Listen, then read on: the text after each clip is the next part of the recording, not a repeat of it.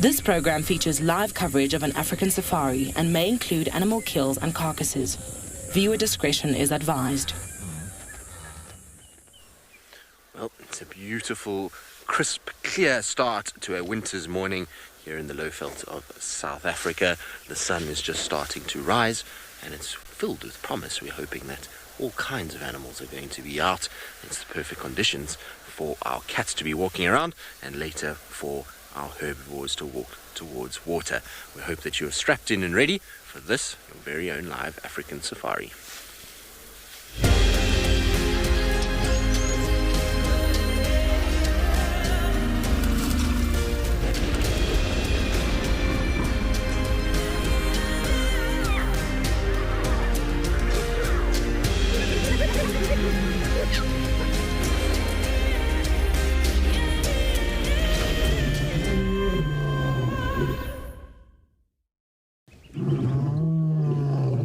Good morning everybody and welcome to our sunrise safari.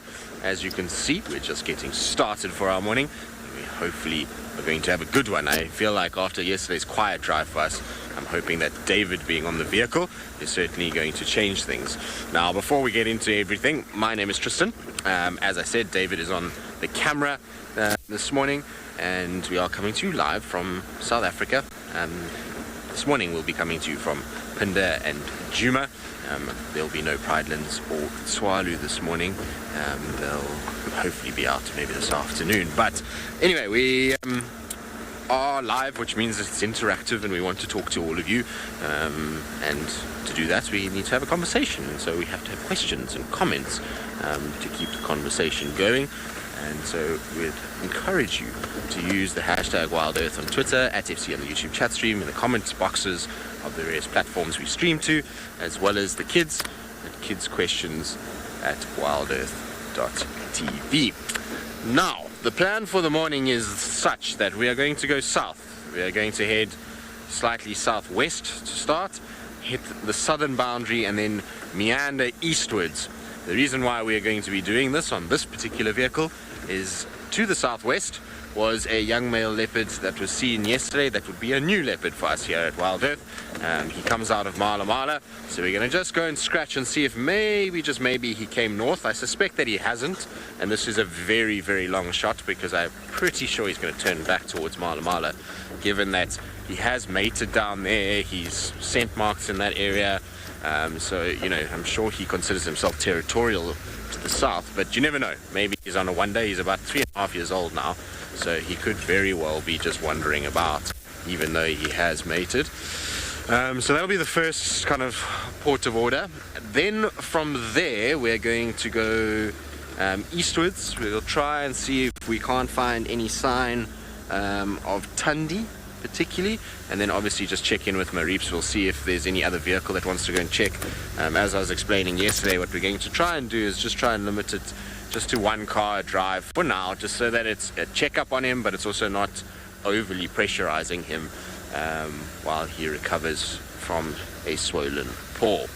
Those of you that don't know, he was bitten by a puff adder and envenomated. He was being silly and being a young male leopard and, well, tried to kill the snake, and the snake got him on the paw, on his right paw.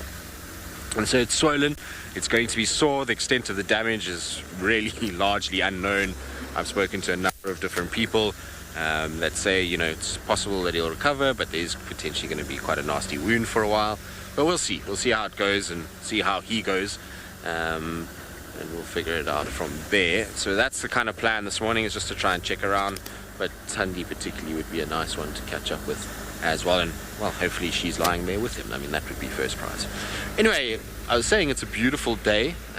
So we're going to send you to the weather map for our various locations this morning.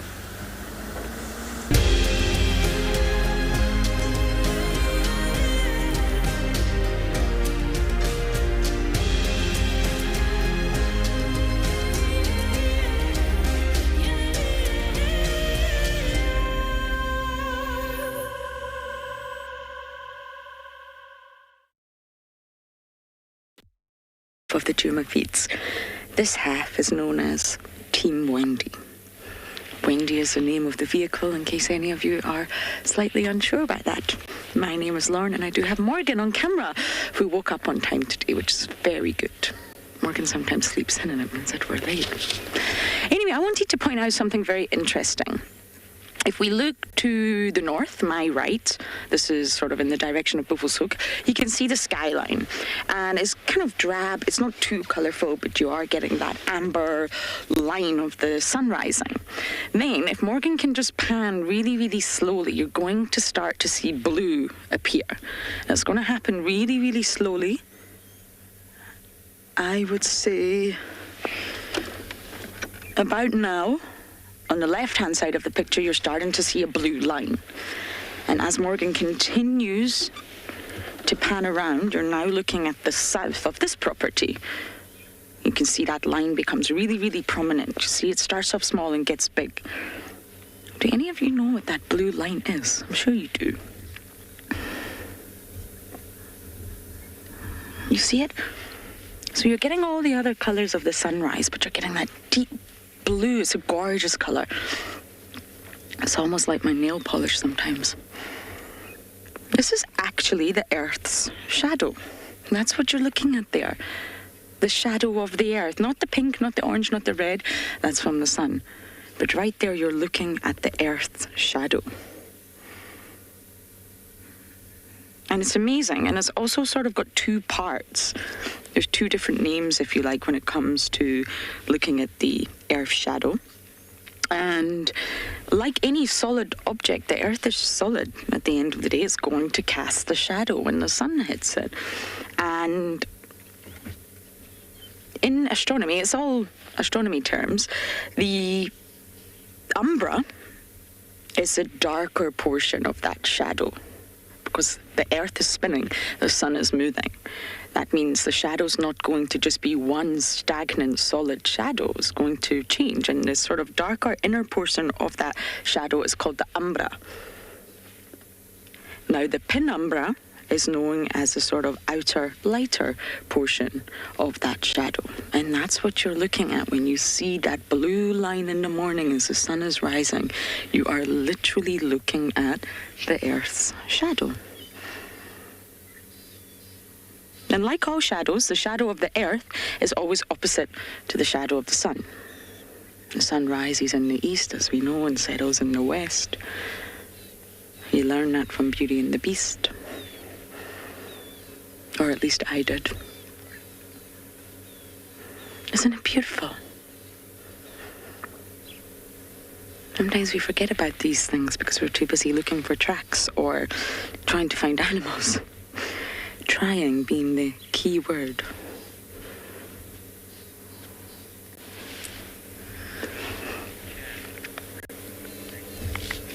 Okay, I just thought I would share that with you all. We're going to bumble west for a change, see what we can find, if anything. But we are going to send you guys over to Chad to say good morning.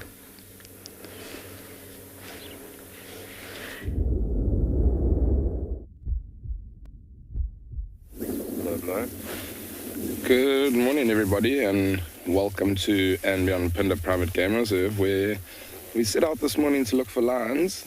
Excuse me, and look what we've found. Lions in this beautiful open area, and they're actually feeding on the remains of a carcass. It's quite difficult to see what carcass it is, but there is the remains of a carcass. My name's Chad, and on camera today we've got Johan.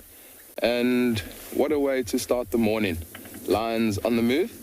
It is quite a chilly morning here on andBeyond Phinda, and these lions do seem to still be quite active this morning. They were, when we found them, they were all lying down just in front of us, and these three youngsters of this pride of lions were feeding on the remains of something. I mean, it could have been maybe a small warthog that Mom might have killed last night sometime. And now she's already actually on the move again. So that warthog's not going to be able to feed all 5 of these lions that we are with at the moment. And you'll see these lions are just walking in between 2 vehicles now at the moment. They're going back towards where the remain of the carcasses. How special though to find these lions such early on in the game drive. It's hopefully going to be a beautiful morning out here. It is quite a chilly morning. I'm not too sure if you at home are able to hear the wind, but the wind is pumping quite a lot at the moment. So myself, I've got 2 jackets on. Johan's also got quite a big jacket on. And it's a beautiful time of the day to spend with these lions. And I mean, I know they were feeding on something, but if you look at them, they don't seem to be very full at all. I mean, they might have had to all fight over the carcass, and there's not too much meat that is available to all of them. But there you can see them moving through the long grass. It's amazing, those black tips to the ears, how they stick out, and even that black tip to the tail. Every now and then you get a beautiful view. Oh, there you can see one of the other lions just on top of the... Oh, there they come play. Yeah, how special is that? And these youngsters are still quite young. I mean, they're probably about 1.5 years old, and they're still very, very active, often tackling one another. You can see those two are fighting there on the left-hand side of screen.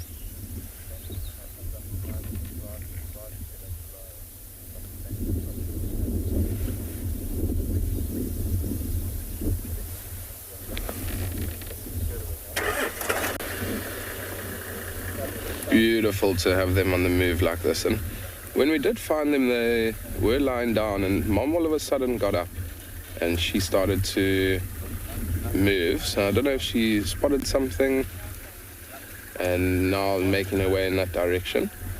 It's quite a good area for warthogs, wildebeest, zebra, impala. So I mean, it's definitely going to be worthwhile spending the morning here with these lions. I can just see that sun starting to rise in the far eastern parts of the reserve.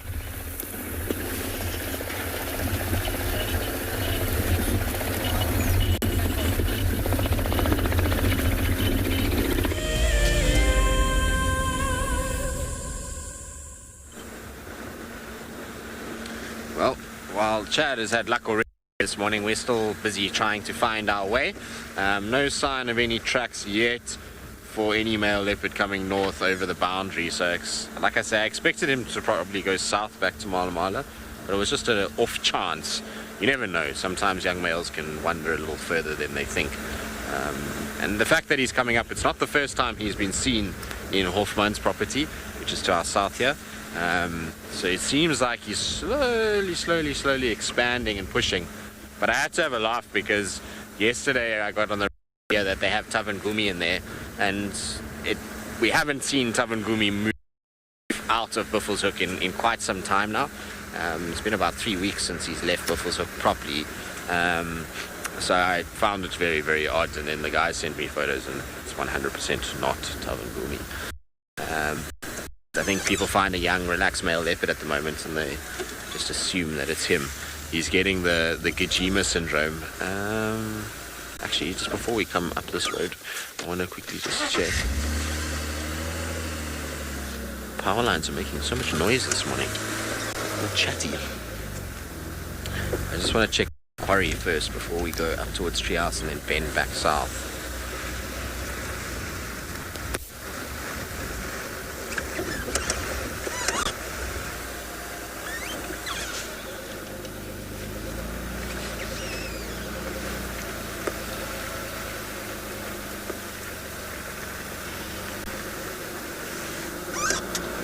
To check a track here, but it's not fresh noise, it's a leopard, so we don't have to worry. Just a young hyena that's walked there.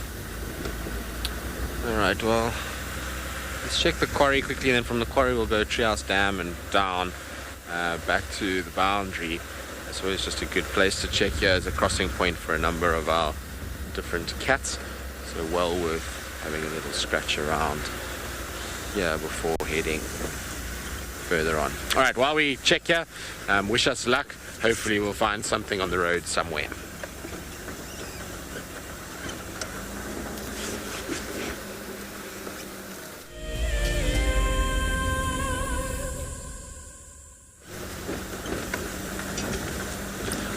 Well guys, we're still bumbling about, still looking, and so far nothing just yet. We checked the southern boundary now just to make sure that there wasn't anything coming from Hoffman's, but it doesn't seem that that's the case. There doesn't seem to be any tracks. So I just want to quickly check Cheas Dam and then we'll come back to the boundary. Yeah, like I said, not really expecting this young male leopard to come outside.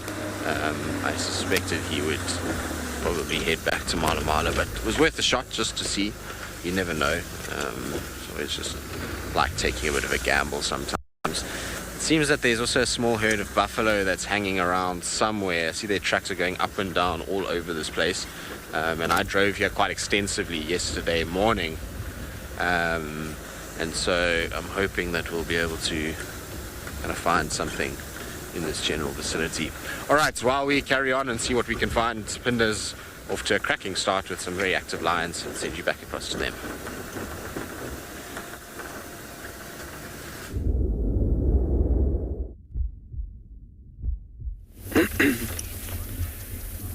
Welcome back to andBeyond Phinda, where we have a brilliant start to the morning, and I wish Tristan luck on his search for that new leopard in that area. I'm sure he's going to be successful in his search, and we have indeed been very lucky this morning to find these lions, and they've all now sort of lying down in an open area. They moved a little bit from where the remains of that carcass was, and I had a quick look, and it actually was a scrub hare.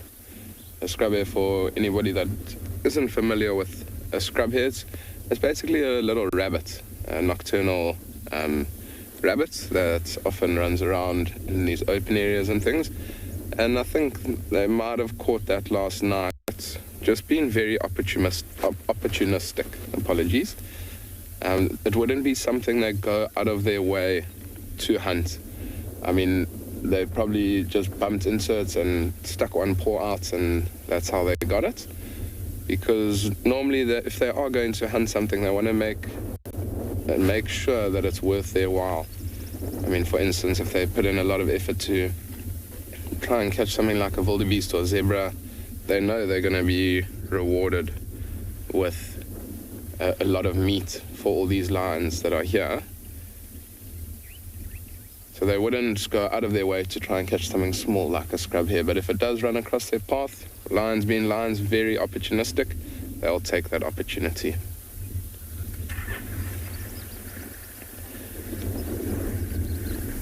You can see they're not all sleeping.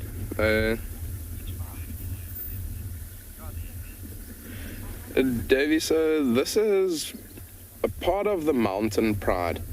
So it's a pride in the southern parts of andBeyond Phinda, and they are, in fact, if I'm not mistaken, 10 lions. So there's a lioness here with 3 subadults. There's the one subadult that you can see. There's then another lioness with 4 cubs that are about 7 months old, and then there's 1 male lion, and then 2 other lionesses. So it's in fact 12 lions that are part of this pride, all in all. And sometimes they do split up, Davey. So you'll have the lioness that will be with her cubs. She'll often move them away from the pride, just because if she hunts and there's 12 lions around, those lions are all going to take the meat, whereas if she's by herself with her cubs, she is then able to feed those cubs substantially better than if she is within the pride. It's a beautiful sunrise coming up in the far eastern parts of the reserve now, just behind a thicket. And these lions, they still got their heads up, so let's see. Maybe we can get a shot of that sunset just through the tree over there.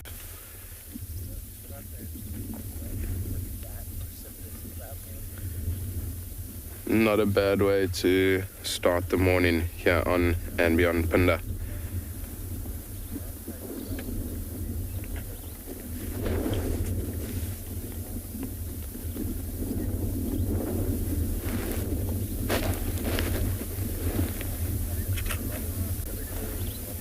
And you can see, I mean, these lions, they are lying with their heads up.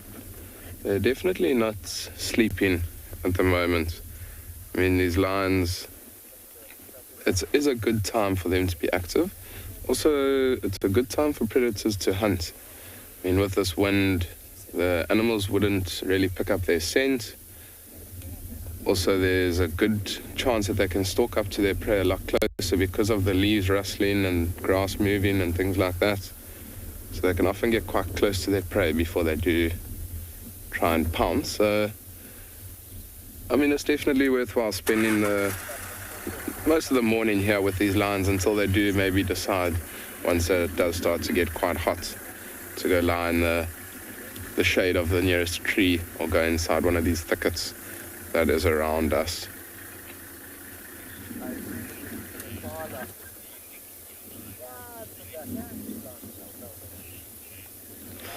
Shante, thank you for your question. I wouldn't necessarily say lions are more active when it's windy. I would say that they're more active when it is cooler weather. So I know I did say today is very, very windy, but I mean, I think they're very playful when it's cooler weather. Lions don't enjoy the heat whatsoever, so in the cooler weather, they're almost celebrating that cooler weather. But I mean, it could also be that they do enjoy the windy weather, because that wind chill factor does cool off the air temperature quite a lot. So that may be that they do enjoy it. But I mean, let's see. Shante, let's spend a little bit of time here with these lions and see if they don't get a little bit more active. I mean, it has also been quite a cold evening. I mean, the wind was blowing early on this morning, and I mean, once that sun does rise, maybe they'll get a little bit more defrosted and then start their morning. I have just spotted, it's very difficult to see though, but it's quite far off to the right-hand side. I've spotted some impalas, and those impalas don't know that these lions are here, so it'll be interesting to see. Johan might try and pan just to the right of the thickets. There you can see the impalas there. I mean, there isn't too much cover between these lions and that herd of, well, the two impalas that we can see for now. But it'll be interesting to see what happens nonetheless.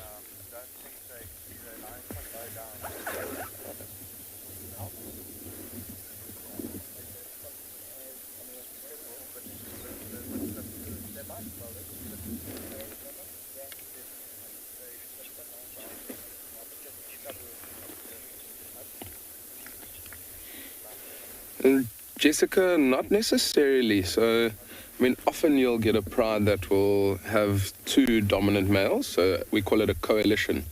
So that's two or more male lions. But generally a coalition is about two. But there's been records in the Sabi sands that I know of a coalition of 7 or 8 male lions that will dominate a certain area. So, I mean, there could be one male lion through to 8 male lions that will dominate different prides.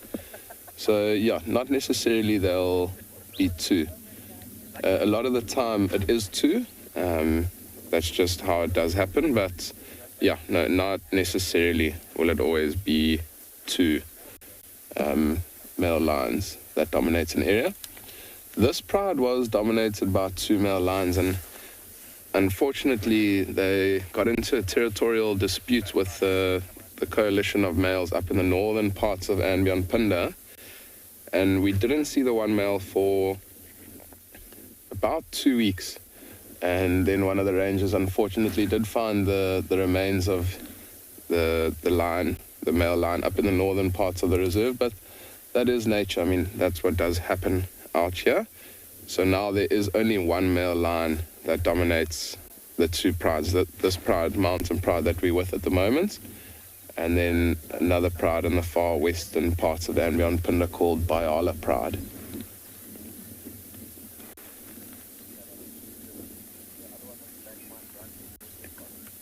You can see them showing affection there as they grooming one another. You can see look at the intent of that line there as your hand zooms in a little bit. The two other subadults, the younger lions, are quite far off to our left-hand side, just moving around a little bit.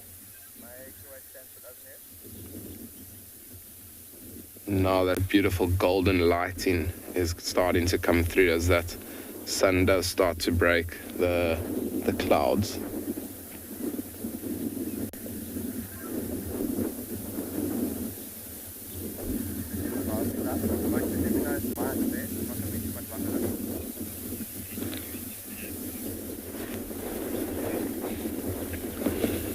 We're gonna spend a little bit more time here sitting with this pride of lions. I mean, the cubs do seem like they are a little bit active this morning.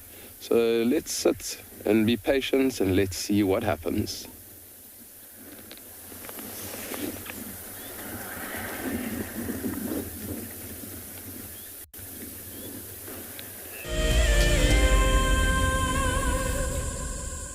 Hello, my name is Marnie Kell from the Greater Toronto area of Ontario, Canada. I am most excited to meet some of the guides that I feel I already know. And I'm going to very much enjoy riding along with them to see what they see most days while they're broadcasting these safaris to us, while also staying at the beautiful Simbambili Lodge. WildEarth has brought so much to my life, and I am thrilled and grateful to have this opportunity. Thank you. Sign up to be an explorer today, and it could be you jetting off on an all-expenses-paid-for safari experience. WildEarth Explorers. It's in your nature. Hi, I'm Nikki, your guide here at andBeyond in Ngala.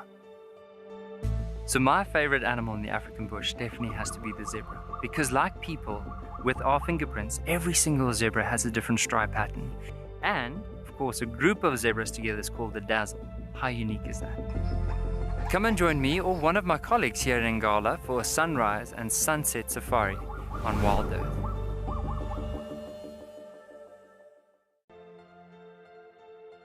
This is a battle of two great carnivores of the African wilderness. Whew. Whoa! You don't want to be under those jaws. Definitely, this round goes to the lion. Look at that. Fantastic. Expect the unexpected here on WildEarth daily. Hi everyone, my name's Daniel Fisher and I'm going to be your guide this afternoon. I'm looking really forward to taking you through and showing you all the beautiful places here at andBeyond in Ngala. If you have any questions, please register on our website. Once registered, go to the live page feed and post your questions underneath the live feed. Join me on my next safari through andBeyond in Ngala on WildEarth. Send me live questions through the WildEarth website and I'll answer them live from the African bush.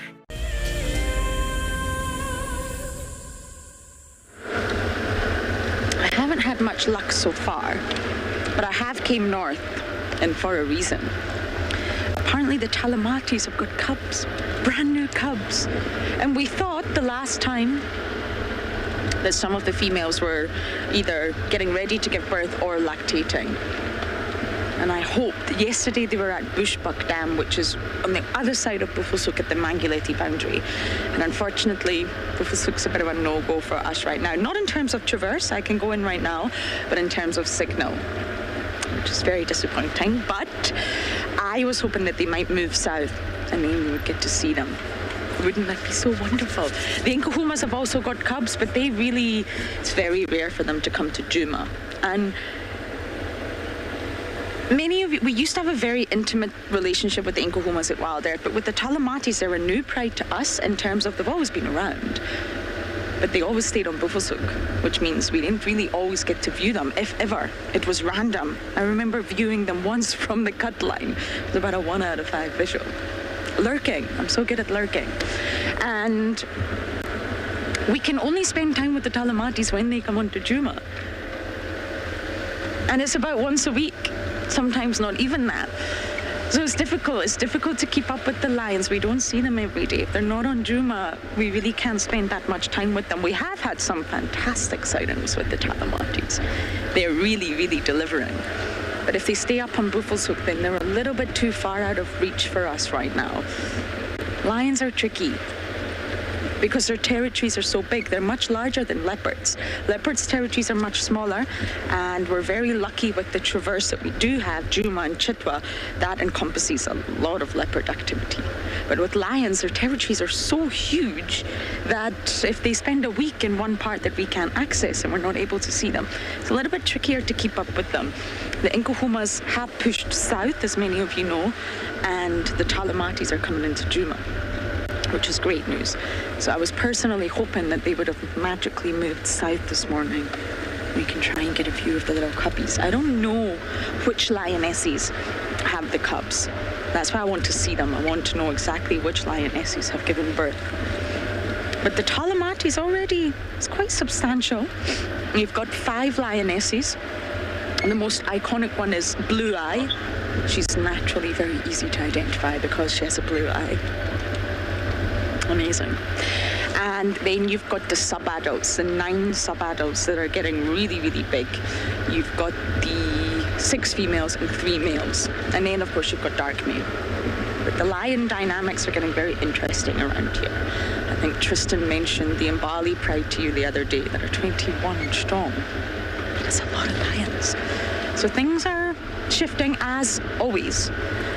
But I really would like to catch up with the Talamatis and try and see their cubbies. There's nothing, well, there's quite a few things as cute as a lion cub. But lion cubs are definitely up there with one of the cutest things. So that's why I came to Buffelshoek boundary, but unfortunately, no tracks, no luck, no audio. I'm going to keep scratching around though, see what else I can find. And talking of lions, I'm going to send you over to Phinda with theirs.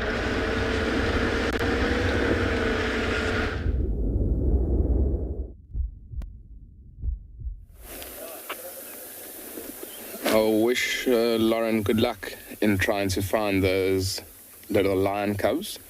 And I couldn't agree with Lauren more. There's nothing cuter than a baby lion cub. So I do wish her well on her search. And I know Lauren was talking about the territories of lions and shifting territories. And quite interesting at the moment on Phinda with what I was talking about a little bit earlier of the male lion that unfortunately lost his life, and now his brother's the only one in this territory. It will be interesting to see if he does make his territory a little bit smaller, just because now there's only one of them. But it didn't happen too long ago, so I think for now he'll probably remain the same territory that they had. And he has been seen with both prides quite recently, so I'm sure he's going to keep that territory. You can see though that lion in screen is grooming herself. There is 1 or 2 that have now oh, there goes the 3rd one. That have lay pretty much flat, but I mean, oh, I can actually see some impalas. Johan, I don't know if you see them. Yes. Just in the distance there. I actually haven't noticed that these lions are here.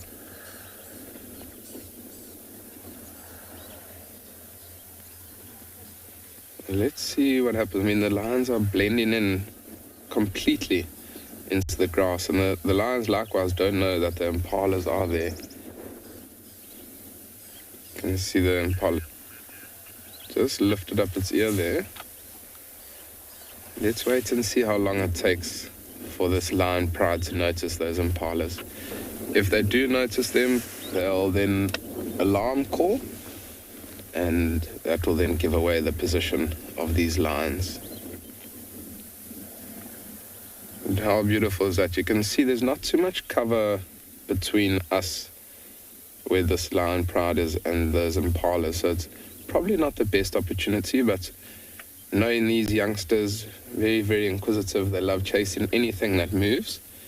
So let's just wait and see. I mean, that one lioness on the left has her head up. Let's just wait and see.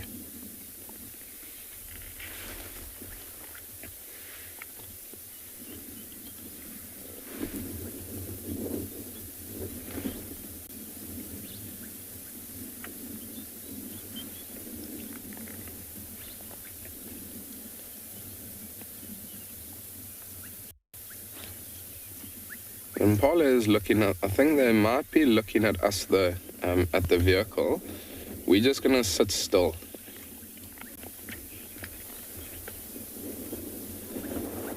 Emmett, I can only imagine that the long grass does, in fact, shelter them from the wind. I mean, you can see that the grass is blowing quite considerably, but when they lie dead flat, they're almost on ground level, and that little bit of grass might just deflect the wind a little bit. I don't think it's going to completely stop the wind, but I do in fact think that it's going to help them get away from that wind. If it was extremely windy and they wanted to get away from the wind, I think that they might head towards, like a big thicket there, as you can see in like the left of picture, and maybe lie on the other side of the thicket to try and shelter themselves from the wind. But for now, I think they're lying in this open area waiting for that sun to warm them up for the morning. I mean, it was a chilly evening last night. The wind was pumping out here on andBeyond Phinda. So I think they're waiting to just be defrosted a little bit this morning. And that's why they're lying out in this beautiful open area.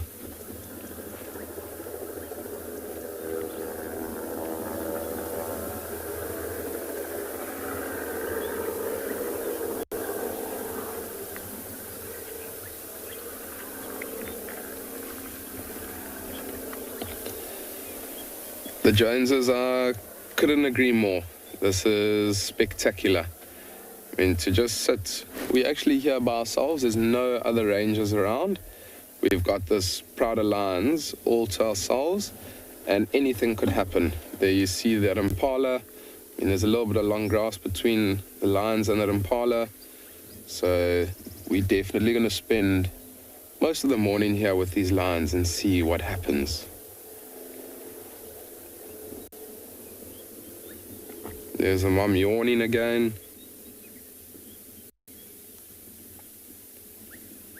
Mom did seem like a little bit earlier that she wanted to start moving.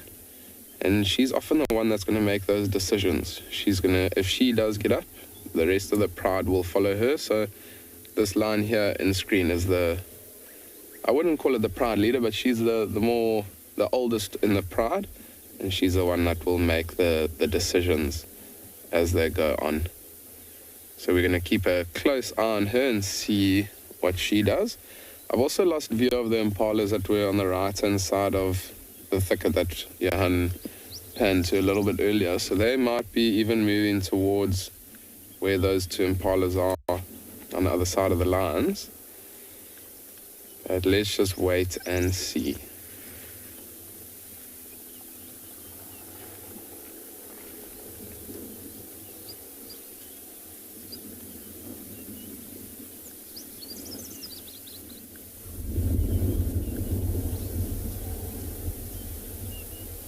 Impalas, they seem like they might know that there's something up. They're not moving at all, they're just standing there. They also, in fact, will feel quite vulnerable in this wind. I mean, with this wind, it dampens their hearing as well as their sense of smell. So they're going to be on high alert as this breeze does blow here on andBeyond Phinda.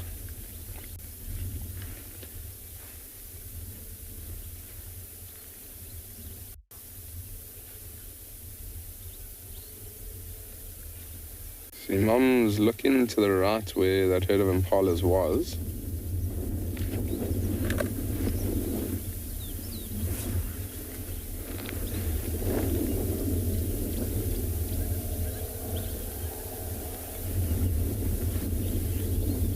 Anything could happen, so I definitely don't want to take my eyes off these lions for now.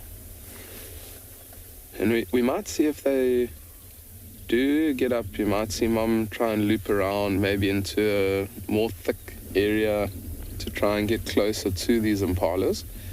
Impalas isn't the best meal for lions. I mean, they're extremely fast animals.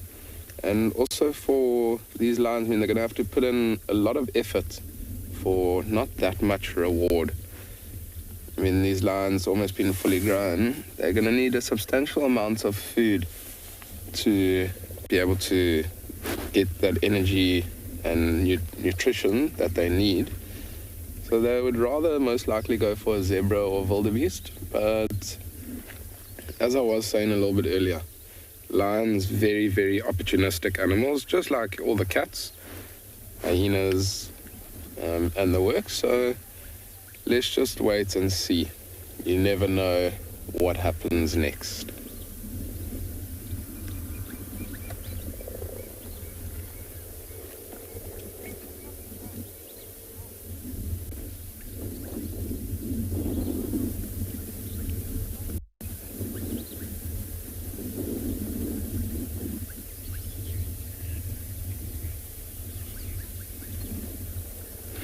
So we are going to spend some time here with these lions. The impalas have moved off and now they do seem like they have noticed them.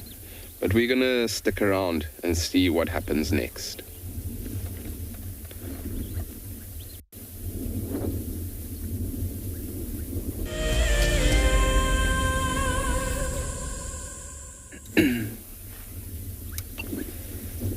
So have a look at that lioness on the left-hand side. Look at her body language. You can see she's staring with intent in the direction of where those impalas were. Look at her ears. Pricked up. She's looking closely. There is quite a nice thicket that she may be able to go and hide behind. But let's just wait and see. Now Mom's getting up.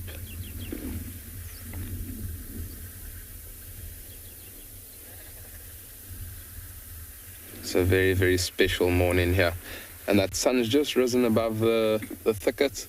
Now myself and Johan are also starting to defrost a little bit this morning here on andBeyond Phinda.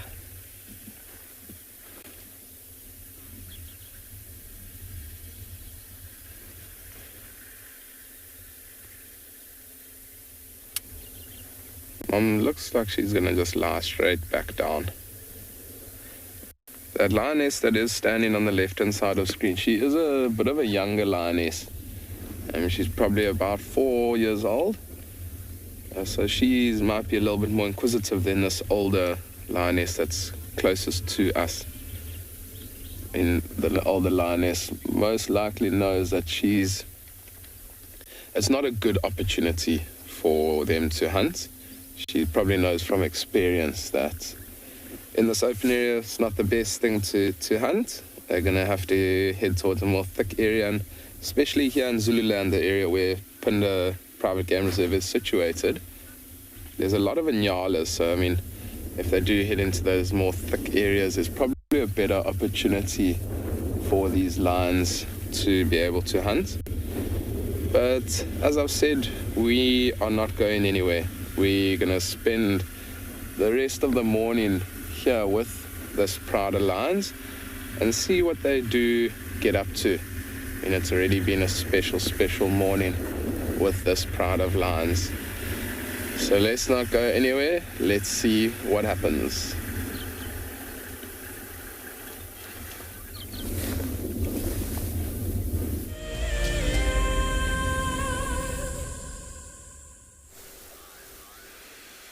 Well, we are sitting with a herd of impalas because it's been quiet. So I thought I'd just take a bit of time just to enjoy these guys. Beautiful, beautiful light on them at this time of the day. You can see their coat is glowing. And it's all the boys that we've got here. It's one big bachelor herd.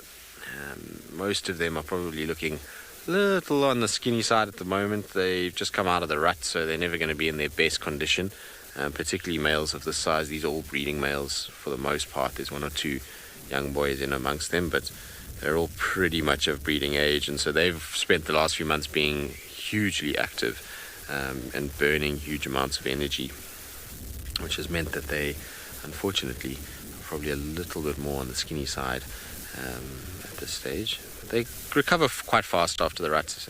Even though it's winter, they still find fair amounts of food and kind of put condition back on. I think there's one even on the back left there that's bearing a few scars still from the rut.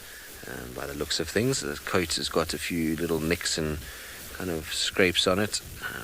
That's often what you see after the rut, is you get these little wounds that they've got on their flanks. When they've been fighting, they clip each other with the horns, and sometimes they can even stab each other. I remember once at Lion Sands we had an impala that was stabbed by another one, and the other one's horn broke off inside its chest. So the horn kind of went through, and then you could see the horn protruding out of the animal's abdominal cavity. Unfortunately, that impala, as one would imagine, didn't last very long. It died, I think, about 2 days later. It was eaten by hyenas. So yeah, they do get little bit injuries and things like that. Often after the rut, you can see little scrapes and cuts and little bumps and bruises, which is par for the course. But they're starting to sort of disappear off to the left, so what we're going to do is carry on. I'm trying to find any signs of Thandi at this stage. There is another vehicle that's going to be checking on Marips this morning, so we've kind of dominated that checking process, and like I was saying to you guys, we're trying to just limit the number of vehicles. So there is somebody else checking on him at the moment, and they'll just tell us what's happening if they do find him. So what I'm doing is doing fringe work just to try and see if I can find any sign of Thandi's tracks. So far, nothing. It seems as though she is either on a kill, or we're just checking the complete wrong area for her, which surprises me because, well, we checked yesterday. I checked south of where Marips was on Chitwa, so the whole southern section of Chitwa. I've checked Torchwood, so the northern side of where Marips has been. We've checked Djuma on the eastern side. There's been nothing there. So, I'm not really sure where she's hanging out, unless she's in Torchwood on the north kind of eastern side. That's the only place I haven't checked. And it's very possible that that's where she's moving around. So back towards like First Rock area. It's very, very, very possible that she's there. Or she's, like I say, been sitting on a kill and just enjoying it for herself. That's also a possibility, because no one has picked her up in the south at all. So they haven't seen her little gowrie vessels and nets where she has been seen of late. Nothing on Chitwa, and no tracks to indicate, or fresh tracks to indicate, that she's been walking around there at this stage. So we'll try and pick her up. She's somewhere, and like I say, we're at new moon period, so new moon period is generally very good for hunting, particularly for the older cats. Cats like Thandi are so experienced, they know that when that new moon comes, it's time to take advantage and try and find as much food as she can get during that period. So she'll find that she's going to be pretty active from a hunting perspective, and hopefully that will lead to her kind of getting a kill. And I kind of don't want her to kill anything big and come and fetch Marips, because big kills attract hyenas, and he's going to have a tough time. And if the kill's hoisted, it's not like he's going to be able to get to it. So what you want is her to kill something like a scrub hare and kind of give it to him. That's kind of what we want him to feed on at this stage. I think he'll do well off of that. But I'm just going slowly on the boundary road of Chidikatan, and then, like I say, once I've reached the top road here where I know that she can sometimes cross and she doesn't, then we'll turn there, and then we'll head back down towards the sort of southern sections again. While we do that though, let's send you across to Phinda. They're still with their lions. Let's see what they're up to.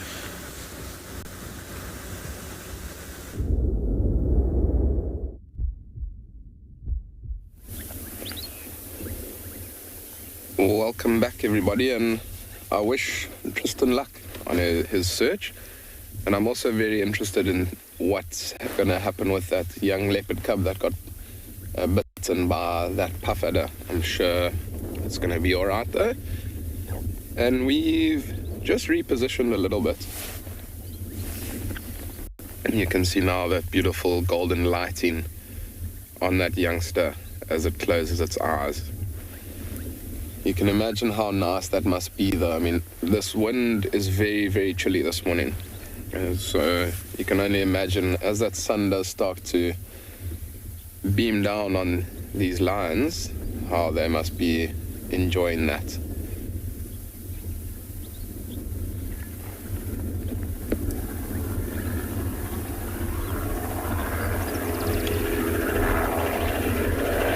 Yeah, I do apologize. You might hear a helicopter that is flying above us. There's some work on the reserve going on at the moment. So I do apologize. That's what all the lions are looking at the moment.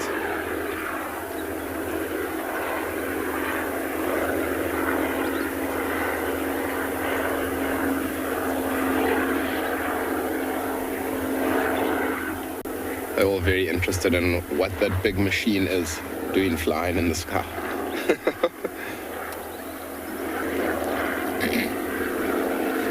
Almost not too worried. Mom, I'm sure, has seen many helicopters flying around the reserve before, so she's not too bothered. But, I mean, it's a good thing that Mom isn't fast asleep. I mean, she's still sitting up. She may close her eyes every now and then. But if they were all lying dead flat, that's probably then the key that we should leave them. But for now, I mean, they do still have their heads up. They're looking around, so we're going to stick with our plan. And we're going to stay with these lions. I know Lauren and Tristan are both on the search for some rosetted cats. So while they are doing that, we are going to sit with these lions. I mean, we were very successful in finding them very early on in the drive. So we'll spend a lot of time here with them. Hopefully they do get a little bit more active as the morning does progress. But who knows, you never know. The African bush out here is very unpredictable.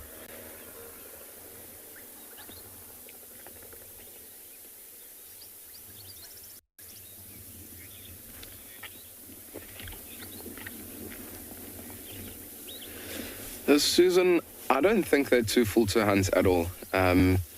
So they haven't eaten in at least 2 days. They did, however, kill that scrub hare last night. And by looking at their stomachs, they aren't very full. I mean, if they were very full, they would be panting quite a lot, trying to digest their food. You'd often see their stomachs very bulge out. And, I mean, we haven't seen any of them with those signs, so I don't think they're too full to hunt. They might have obviously had that small snack last night, that scrub here, but they could definitely do with some more food. Susan, so personally I've witnessed once before, the two dominant male lions up in the northern parts of andBeyond Phinda, they had just finished off a giraffe carcass. They spent maybe 5 or 6 days at this massive male giraffe, and they almost had their last bites. They left, and as they were walking down towards the nearest water, there was a herd of impalas, and the impalas didn't notice these two male lions at all. Just to show you how opportunistic they were probably 20-30 meters away from these impalas. And they literally started stalking these impalas, jumped out of the bush, caught one, and demolished that whole impala. So, I mean, that just shows you how opportunistic they are. These animals never know when their next meal is going to be. And even if these lions sitting in front of us now were very full, you never know what might happen. There could be a herd of wildebeest that maybe walks past and there's an injured one. That's a very good opportunity. So as long as they don't need to exert too much energy, they will then take that opportunity to hunt.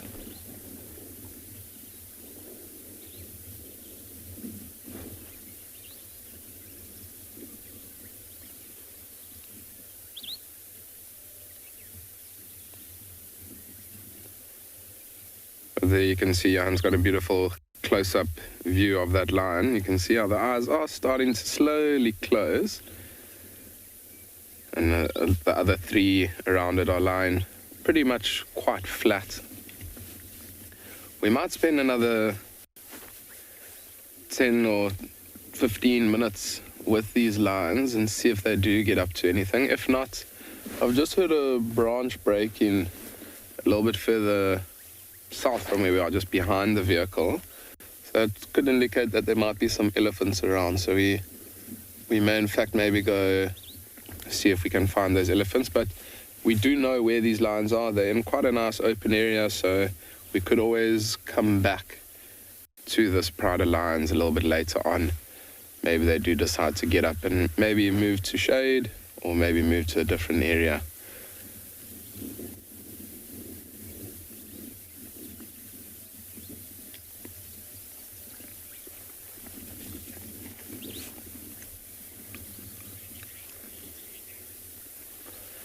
So I think let's do just that. Let's spend another couple of minutes here with these lions, see if they do get up. If not, we'll head towards where we heard that breaking branch a little bit earlier on.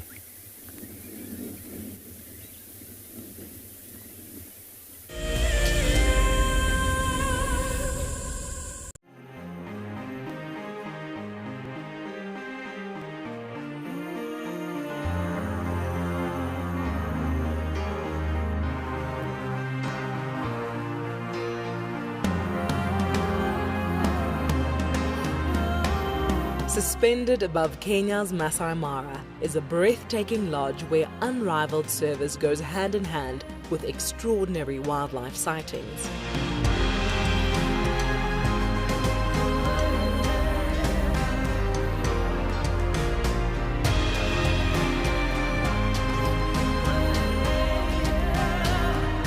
Ngala Mara offers a quiet place where guests have the opportunity to reconnect with the world again. Sign up to be a WildEarth Explorer before the end of July, and you and a friend could win a 3-night stay at this award-winning lodge. WildEarth Explorers, it's in your nature. There's a grounding earthiness to this place that we feel in our ancestors. It's a place where, believe it or not, we evolved as a human species, and anyone who's come to Africa will understand that. The connectivity that the continent has to the person and to people's souls is next level. I am thoroughly looking forward to taking you on your next adventure when we explore all the small and big things. Catch up with the guides daily here on WildEarth. Looks like it's a very difficult climb because every time it tries to climb, the ground is breaking, so it slides down. But it's the only one. Look at that.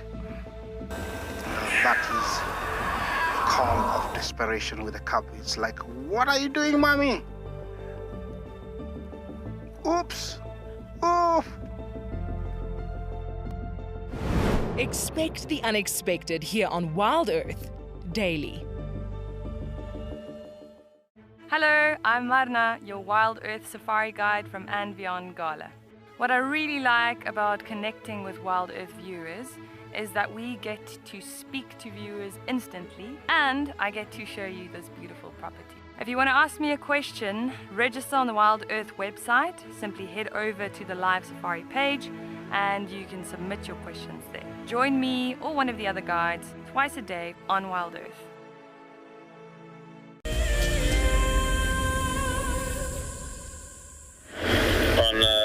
Bear with me 2 seconds, everyone.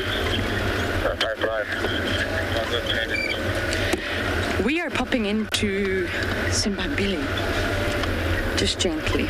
We're just gonna pop in, have a look at One-Eyed Pan, see the action happening at One-Eyed Pan, and then we'll gently pop back out again. I do miss coming into Zimbabwe. We can't come here right now, but sadly, again, signal issues. Zimbabwe is a really interesting property for me. Oh my goodness, Morgan, calm down, calm down. Too much action happening at One-Eyed Pan. Wow. Look at that, ladies and gentlemen. It's pumping, as they say. Well, it's still a pan and it's still got water. And it's very, very close to Triple M. So very often, I mean, you used to find hukumuri here back in the day. Kara, Inzutini, Shudulu, Inkuhumas, and Talamatis. You get lots of characters here. Tingana's been found here. Tavangumi was found here. So it's just a little water body, but clearly the action is not exactly pumping today, is it, Morgan?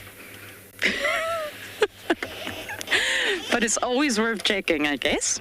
One of these days, we're going to be like, wow, there's action at One-Eyed Pan. But I'm just going to take the loop and pop back out again on Triple M. They do believe there's a leopard in the west. Alarm calls were heard, along with fresh tracks of a Mufasi, which is a female. So I think we're just going to keep working the area. But One-Eyed Pan, in terms of our western sector, so the western sector of Djuma, One-Eyed Pan, although it's on Simbambili, is the only water source. So I'm only teasing about the action, but it's actually quite a prominent body of water. It's still got water at this sort of time of year. Whereas if you cut Djuma down the middle, there's no water body. Absolutely none at all. Hello, lady. I see you. Oh, I see you. Oh, there's a little youngster there, Morgan. Love kudu youngsters. But just to wrap up on that, there's literally nothing. The biggest water body is Sydney's Dam, which actually sits on Buffelshoek, on the very, very southwest tip of Buffelshoek. And it's huge. It's a great dam, but it's a black spot for us. And it always has been, I'm afraid. But it's very, very productive. But in terms of Djuma, there's nothing. The closest water body is either Sydney's Dam or One-Eyed Pan. The pan with one eye.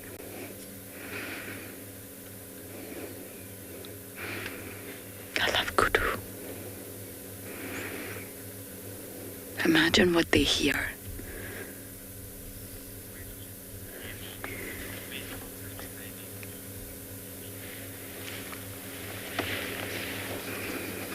I mean, the size of those ears, you've got to ask yourself, what can they hear that humans are just not privy to at all, in any way, shape, or form? Let me see if I can get another view of them. There might be some past this termite mound.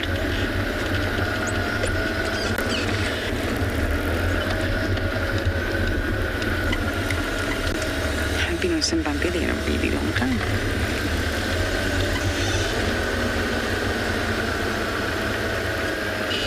I can see blue wax bills.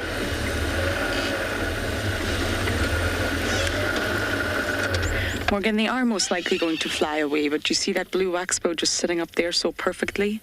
Ah, and it flew away. It's over there now at about almost your 12 o'clock. Well done, Morgan. And they go. It's just sad there's one sitting, just if you go down a little bit, one is sitting so perfectly. Okay, they're all dashing about everywhere. They're very flighty birds, and actually in Maritapa I got to see the black-faced waxbill. I'm going to quickly grab my bird book, and I'm going to show you all these waxbills. I was very excited when I got to see that new species. Okay. There we go. Morgan, are you ready? Number 2, this one in here, the sort of reddy blackish color. I'll move my hat. All good? Yep. This is a black-faced waxbill, and I'd never seen it before.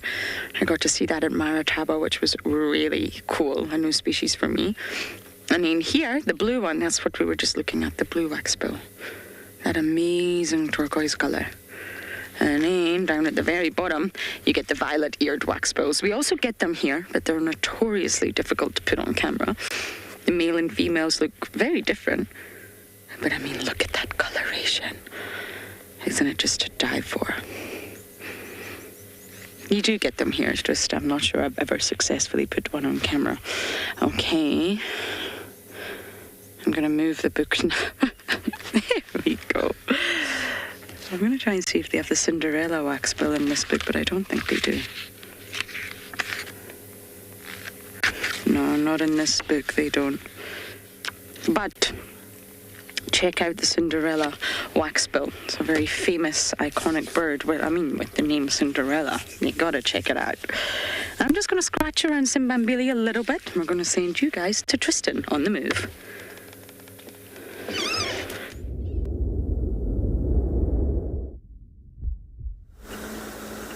Well, lots of beautiful little wax bills. I really do enjoy wax bills. We obviously really only see the blue here, but there are others that get seen within the Kruger system, or one other orange-breasted wax bill up in the north, so that's also a pretty little bird, and then a number of different species of wax bills spread across Africa. I like the little Tswi wax bills as well, they're pretty cute little birds.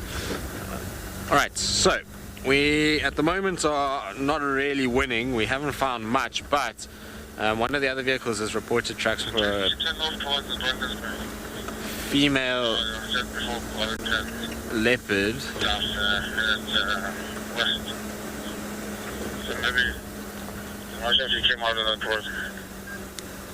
Sorry guys, I'm just listening.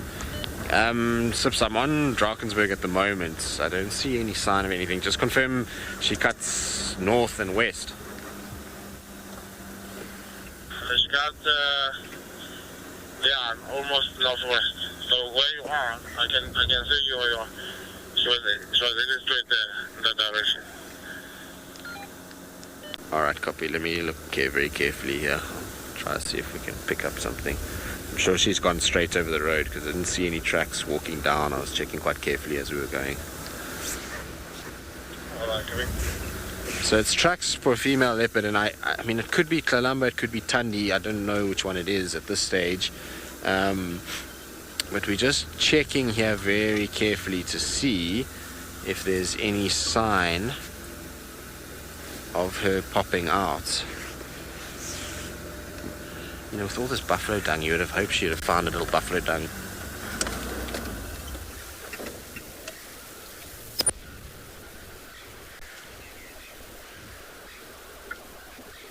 Sorry, Jarrett, I just took my earpiece out for 2 seconds. I know you asked me a question, but I was just trying to listen.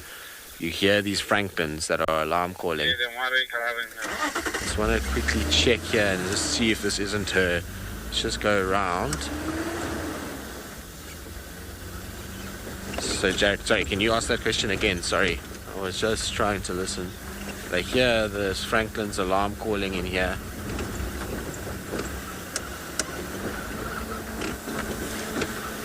Well, I mean, it's possible. I would be very, very shocked if she is, because it seems like she's still looking after Marips, but maybe she is mating again. I mean, we would hopefully think we'd hear it, but I mean, what's proven with Mulawati is that he can mate without us knowing. So you hear this francolin here. There's a hornbill. There's an impala there. Impalas are also staring in here.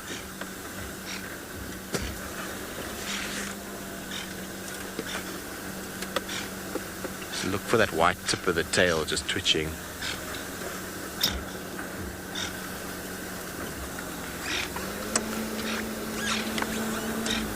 Because the tracks, the guys are saying there's fresh tracks coming in this direction.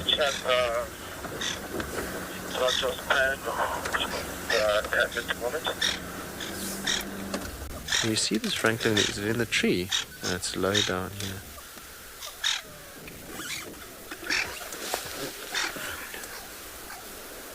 Yeah, I'm not sure. Seeing the still Turn that down. We don't need that on. But that's definitely an alarm call for a francolin.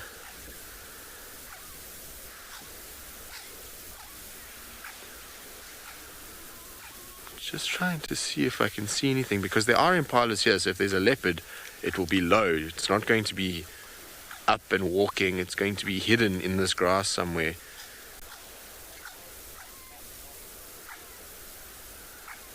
I don't want to drive too far forward just yet until I can just stop and look for a little bit.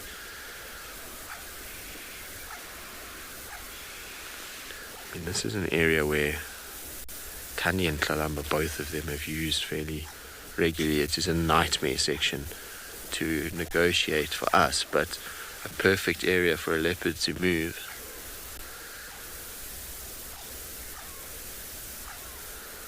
The hornbill and the crested barbet, though, are quiet. They're not making any noise. It's just the francolins that are shouting. Maybe she's down below. There's like a gully that's running here below us. Maybe she's in the gully trying to get closer towards these impalas.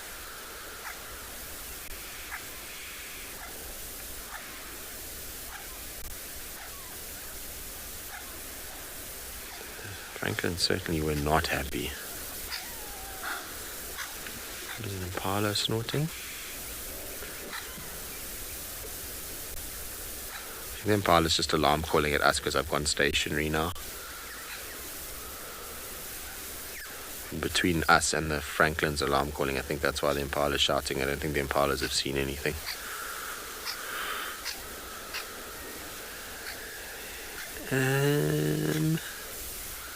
Feels like there's something here. The guy that picked up the tracks said to me they're very fresh, so I mean it's very possible that she's here. Let's just check a little bit here quickly.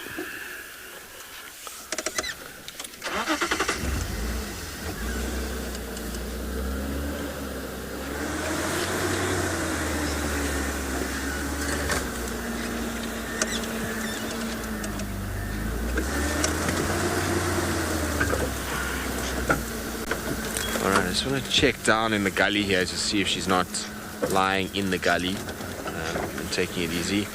Maybe she's just kind of hiding out in this little section.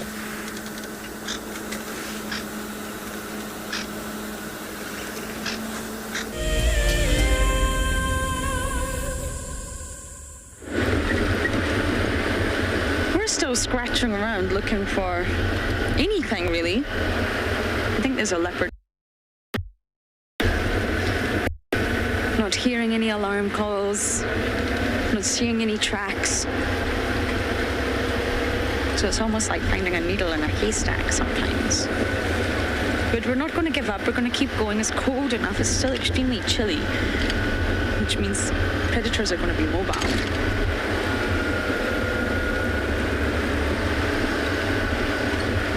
So if they're mobile and we're mobile, then maybe we can pick up on signs of them. Go ahead.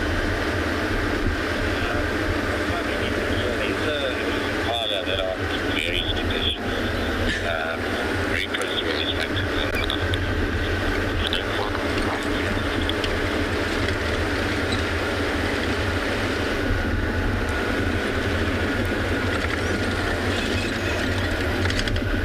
I'm just going to drive up to this open area here and then stop, see if we can see any sort of impala behaving suspiciously or birds. It's a good place to stop and check.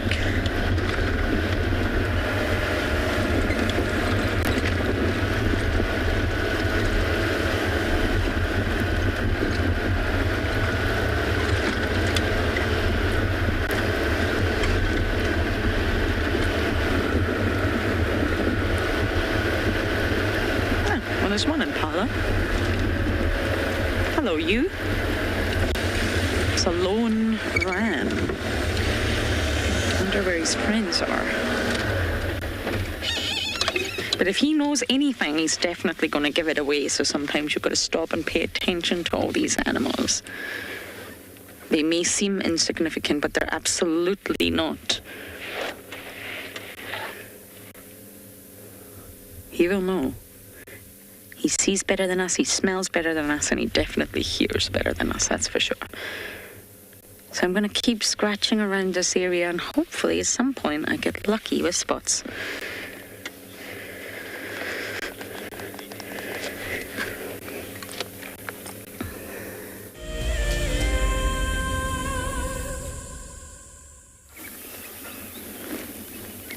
Welcome back to andBeyond Phinda, everybody, where we saw tracks of those elephant bulls. They've gone into quite a thick area, but we came around the corner to this beautiful big herd of buffaloes. And for everybody watching, if you were watching last night, we saw them last night also, and we found them again this morning. And they're all just basically standing. Some of them have slowly started to feed, but I think much like those lions, they're waiting for the sun just to warm them up a little bit. And as your hun zooms in there, have a look at that buffalo. It looks a little bit strange. It's got no tail. And I mean, I could only imagine that could maybe be from lions. Lions will sometimes hunt buffaloes, often if they're in a pride, lots of them. And this buffalo might have got out of that fight just losing a tail, but at least it did survive. And it's interesting, there's not too many flies or anything like that around that buffalo, so I'm sure it's happy that there's not too many annoying flies around. And there's a couple of oxpeckers that are in and around this herd of buffalo. We mainly do get the one type of oxpecker here, which is the red-billed oxpecker. But there's been a couple of records on Phinda of yellow-billed oxpeckers. I know in Djuma or in the Sabi sands, where Tristan and Lauren are, you often do get yellow-billed oxpeckers, but this far north where we are situated here at andBeyond Phinda, we don't really get them too often. So whenever I am with a herd of buffalo like this, I do just take careful care in looking and seeing if we can see maybe that yellow-billed oxpecker.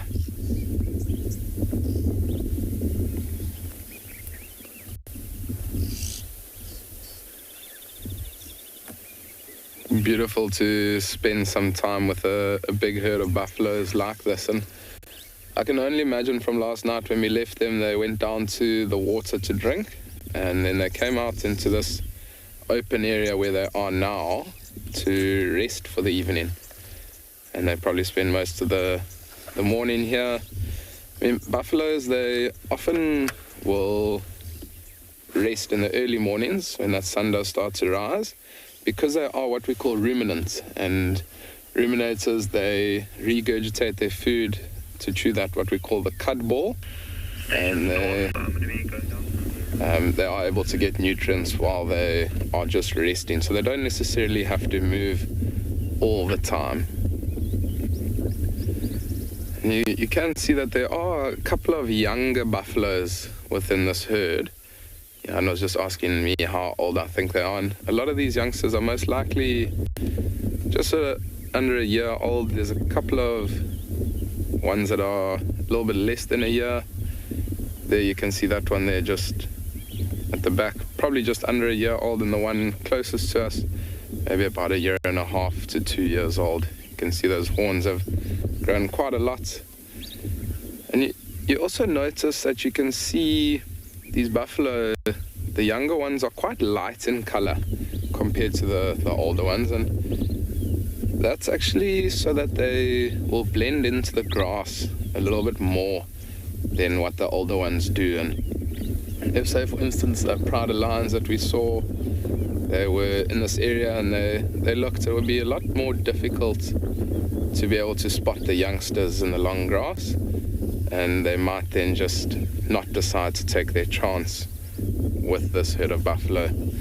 But buffaloes being buffalo, they do often protect one another, and if you've been lucky enough to witness lions and buffaloes having a standoff, they often make almost a semicircle around the youngsters, and they all huddle together, and they try and keep the youngsters behind them.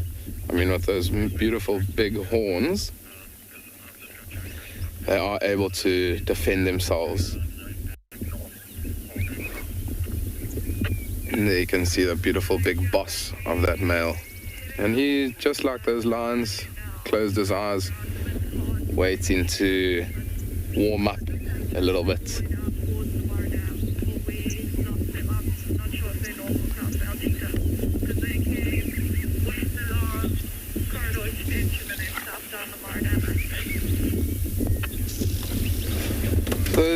Jasmine, buffaloes don't have a specific breeding season. Buffaloes will give birth all year round. As you can see, I mean, there's a lot of different sizes of youngsters around. They often will breed in the rainy season. Oh, sorry, not breed, they'll give birth in the rainy season, just because there is so much more water around, and there's also a lot more grass and nutrients and things like that around. But they will mate all year round, unlike wildebeest or impalas or warthogs, where they often give birth around November, December. Buffaloes will give birth all year round.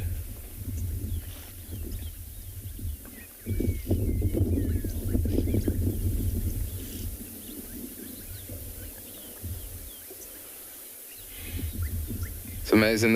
These buffaloes are all pretty much huddled up all together with one another. They haven't been moving too far since we found them. Oof, there's a beautiful big male on the far left-hand side. That's probably one of the dominant bulls of this herd, as Johan does zoom in a little bit. Have a look at the size of that boss. Beautiful big boss. Beautiful spread of horns. I don't know if you were watching yesterday, we were talking about that boss and how it protects the head of the buffaloes fighting. And you can imagine two big buffaloes weighing probably around a ton, maybe just under a ton, coming together and colliding. That noise must be quite an incredible noise to hear. And there you can see the size difference also. I mean, look at that youngster on the right, and then this beautiful big male. It's almost got quite a big dewlap. That skin that's almost hanging underneath his chin.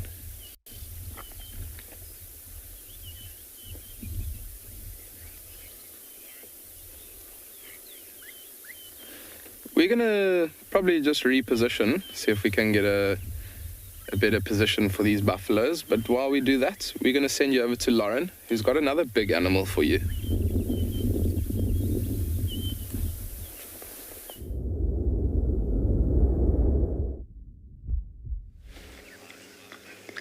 Well, I definitely haven't been lucky with the cats, but I have landed lucky with elephants. I have had the most fantastic early sightings recently. Considering it is winter and it's harsh, they're still remarkably relaxed. And I say this all the time, so I apologize if I sound like a broken record, but in 2018 when I arrived, when there was no water anywhere, things were tense out here. It was so dry, so barren. After the drought, the elephants were not this relaxed. Stressful. And we think stress is something that relates to humans. And our cortisol levels increase and all sorts of things. Stress is not good for us. Stress can also be used when you're talking about animals. And it's not quite the same. They don't experience stress in the way that we do, or at least handle it in the way that they do. But of course they can feel stress. Any organism.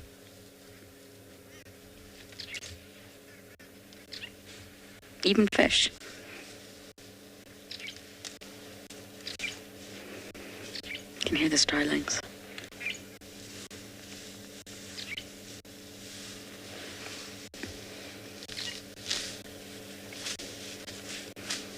And the troncos.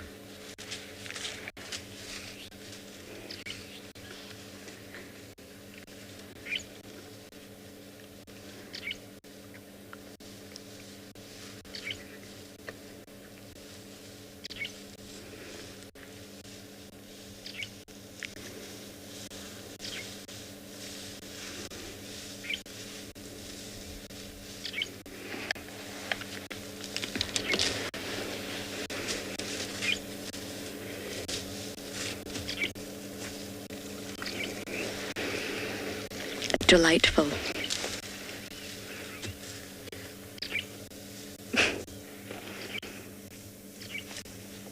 An interesting sort of animal-based story I have about stress. I I guess I technically do bite my nails, and it's a disgusting habit, and I hate it.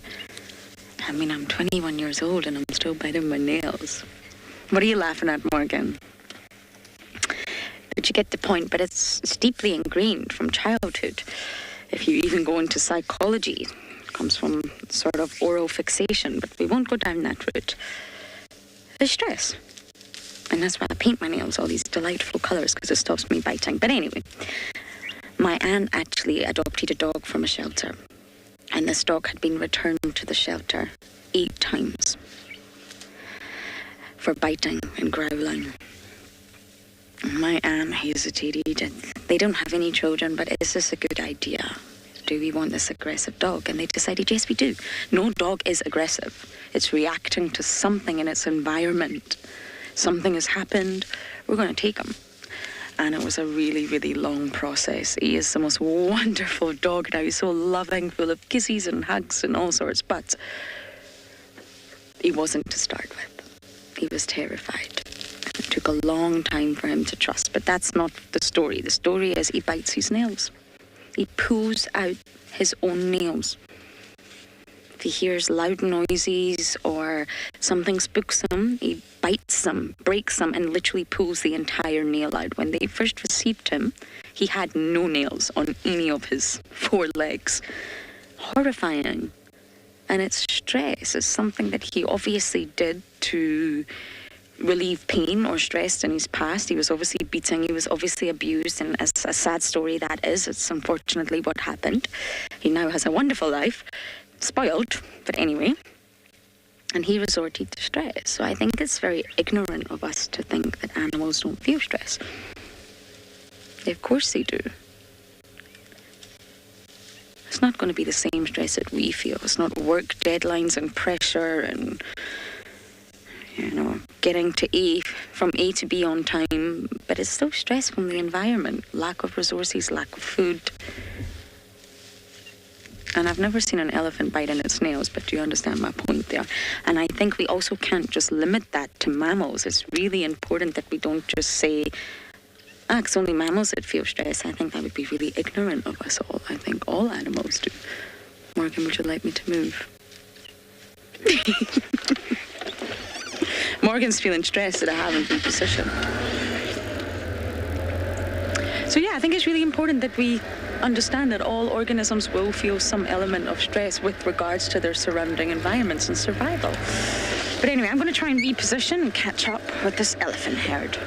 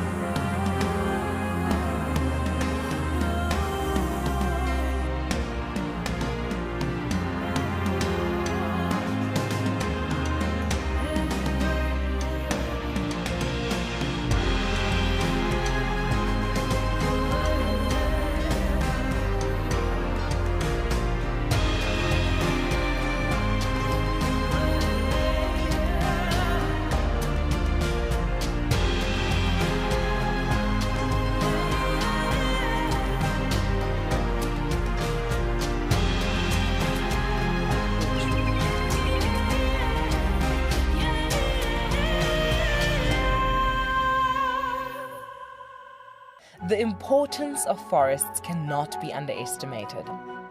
Over 1 billion people live in and around forests, depending on them for fuel, food, medicine, and building materials. The Wildlife and Environment Society of South Africa, WESA, is the national implementer for a program called LEAF. The LEAF program makes use of indigenous forests grown on school properties to teach pupils about biodiversity. This directly instills a sense of ownership of the natural surroundings and reconnects children with our biomes and heritage. WESA needs your help to bring nature back to schools. Ask your school to join the program through the link on their website. Together with WESA, you can help take this incredible program to schools across the country. Okay, there's another big male coming in from our left here. Another big male, look at this. This is the one. Now you're going to see sparks fly, guys.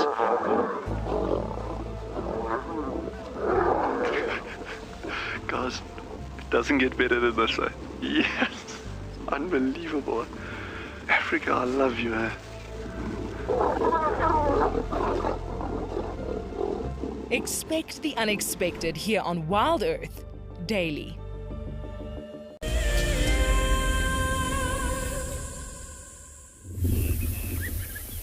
Welcome back, everybody, to andBeyond Phinda, where we've just repositioned for this beautiful big herd of buffalo that we found this morning. And they're all just staring at us, wondering what we're doing. And there you can see that red-billed oxpecker just sitting on the back of this buffalo, catching the morning rays. It's a beautiful spot to be. Sometimes I thought that that red-billed oxpecker was going to try to go inside that buffalo's ear.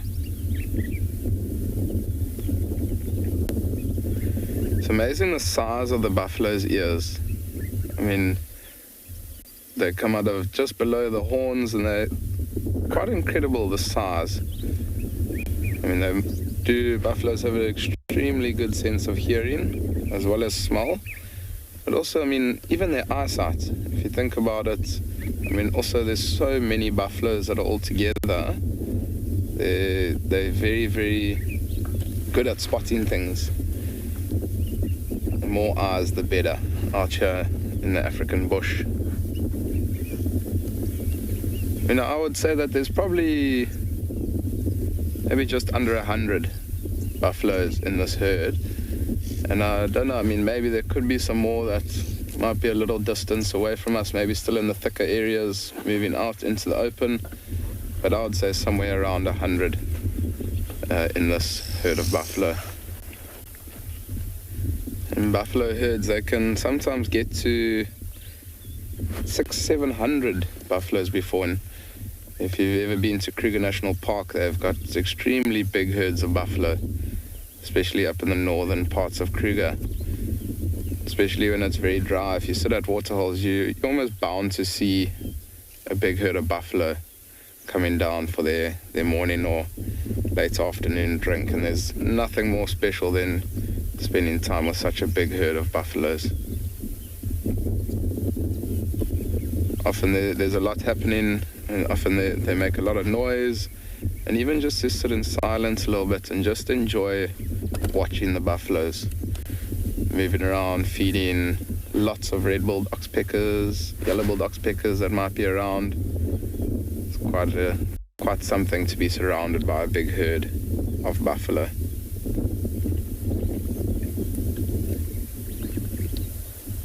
These two buffaloes are having a... Oh! It almost looked like that one was trying to give itself a nice scratch underneath the chin on the horn of the other one.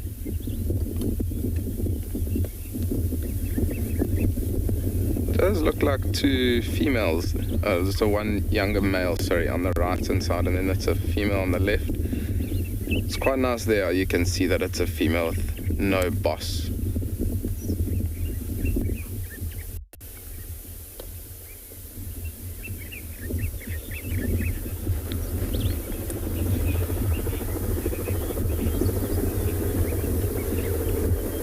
Listen, the buffalo, they do look extremely clean. The buffalo, they do keep themselves clean by, grooming themselves, like taking the dirt off by rubbing up against trees and things like that.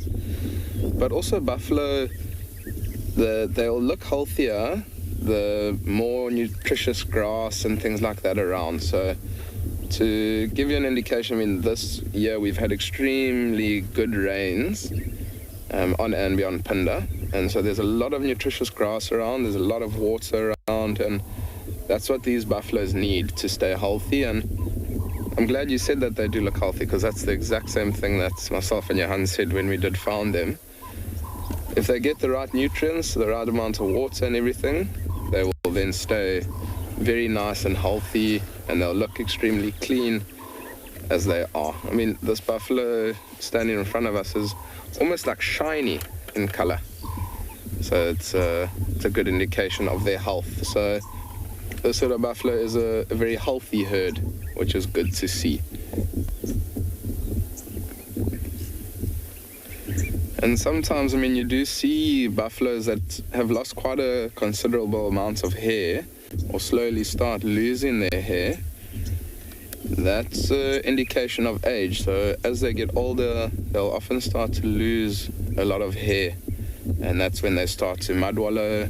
They start to then try and protect themselves, almost like sunblock, putting that muddy protective layer on their skin to protect themselves. But I think from here, we're going to leave this herd of buffalo. We spent a beautiful amount of time here with them. They're not going too far. We might head back towards those lines. I have heard from one of the other rangers that they are slowly getting up and on the move. So we're going to see if we can go back to those lines. But for now, we're going to send you over to Lauren, who's still with that herd of elephants.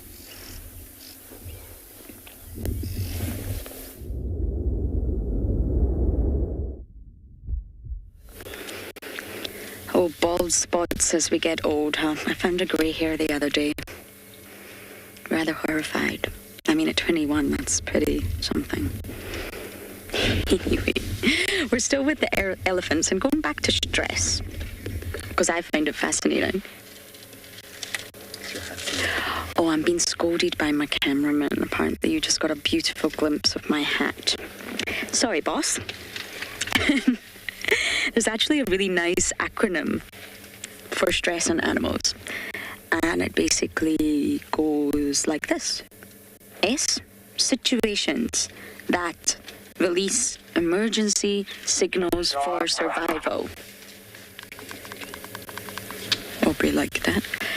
And it helps you just remind yourself that stress does occur. But let's just remove humans from the equations. Humans are animals. We're mammals, without a doubt. But let's just remove us for now, because it gets a little bit complicated.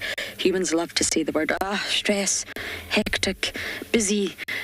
South Africans do, at least. But other than that, let's just remove humans and think about animals. And stress can occur basically when animals have to make extreme or I guess prolonged physiological and behavioral adjustments in order to cope with their environment. And that's what I was referring to with regards to winter. They're trying to cope with winter. They're trying to cope with their environment that surrounds them. And there's 3 different types of stress with regards to animals, non-human animals. And it can be physical. So physical stress from possibly an injury, a severe injury, or even just fatigue, extreme fatigue, like a lion walking for miles, not finding food, can't find the pride. Eventually, fatigue will set in. So it's physical. The other one is physiological.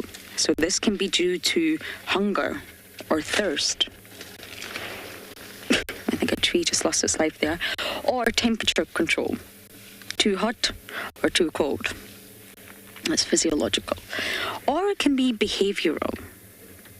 And behavioral will be down to sort of the environment or unfamiliar surroundings, unfamiliar species.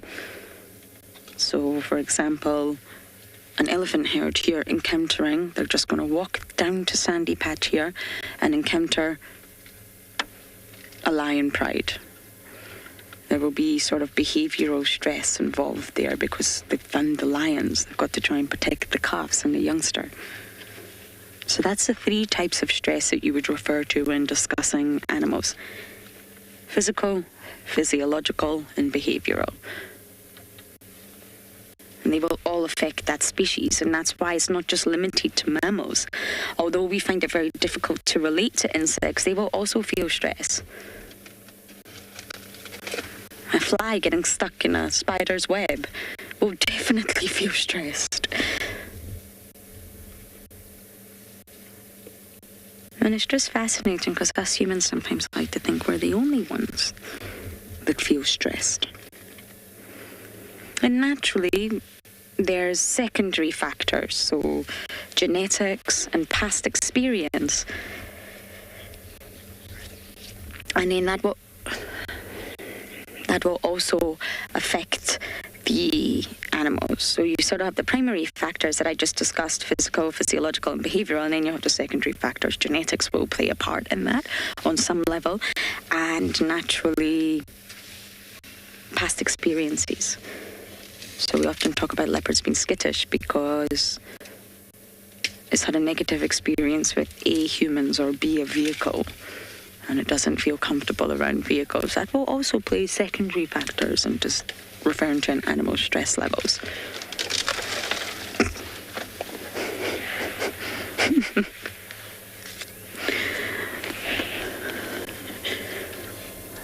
Oh dear, that poor tree. You see the little one suckling? No, it's not so little actually. This is an older calf. But they do remain in milk for up to 4 years. Jared, you asked a question there. Sorry, I was deep in my conversation. I missed it.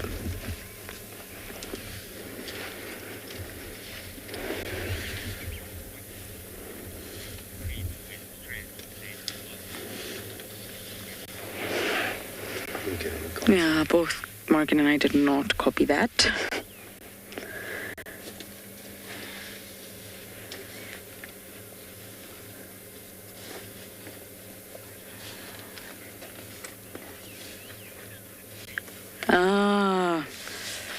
Sorry.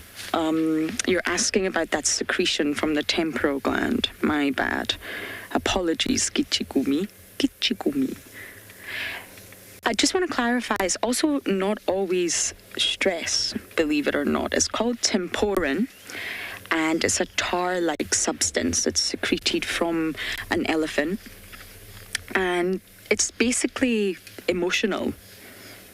It's not just stress, so it absolutely is secreted from that temporal gland when the elephant is stressed. Hello, little one.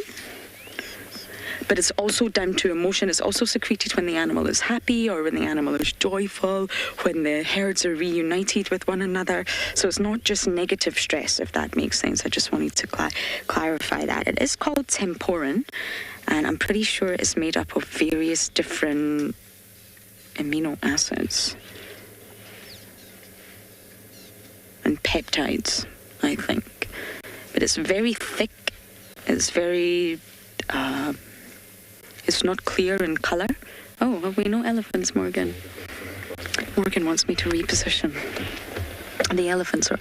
Oh, this one's a little bit close to the car. I don't want to turn on my engine. Bear with us. This youngster will throw a tantrum if I turn on the car right now.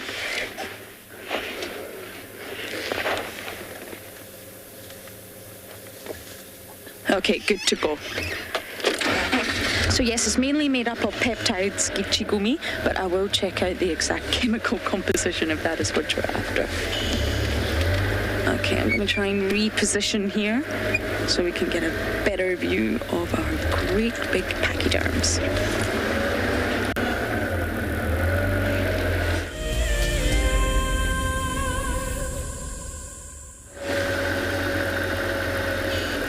Can you work with this, Morgan? We're still sitting here with our elephants, just enjoying the sounds of the morning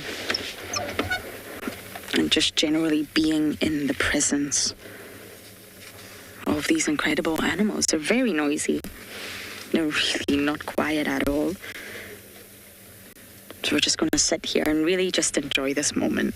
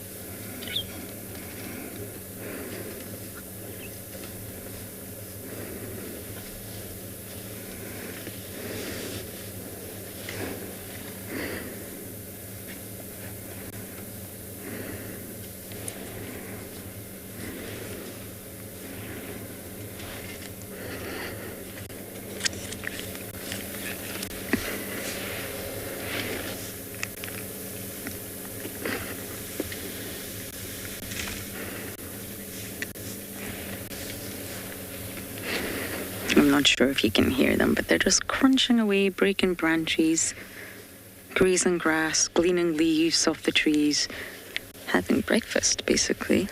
We're just going to sit here and enjoy our time with these elephants.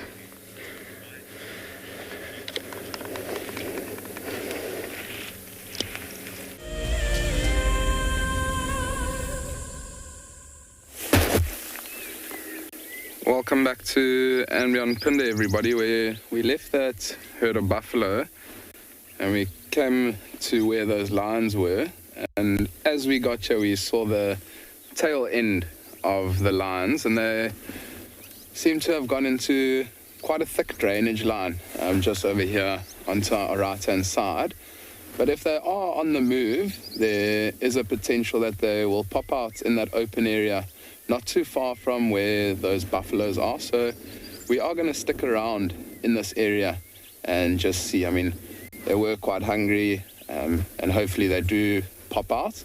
So we'll just stay around. There are two other rangers that are in this area, seeing if we can re-find those lions. So we'll hold thumbs, and hopefully they do move out of this thick area and into that open clearing. We did also see quite a number of wildebeest and zebras and impalas in that open area, so might be a good opportunity for these lions to hunt this morning. And we did also come across some tracks of 4 or 5 elephant bulls in this area, so we're also looking for that. It seems like there's quite a lot happening around this area where we are, so there's no point in moving out of this area. It's also a good area for rhino, so hopefully we can maybe find a rhino as this morning does go on. But how beautiful is this scenery? We're going to continue. We'll loop around towards where those lions were heading. In the meantime, we're going to send you back over to Lauren, who's with her elephants.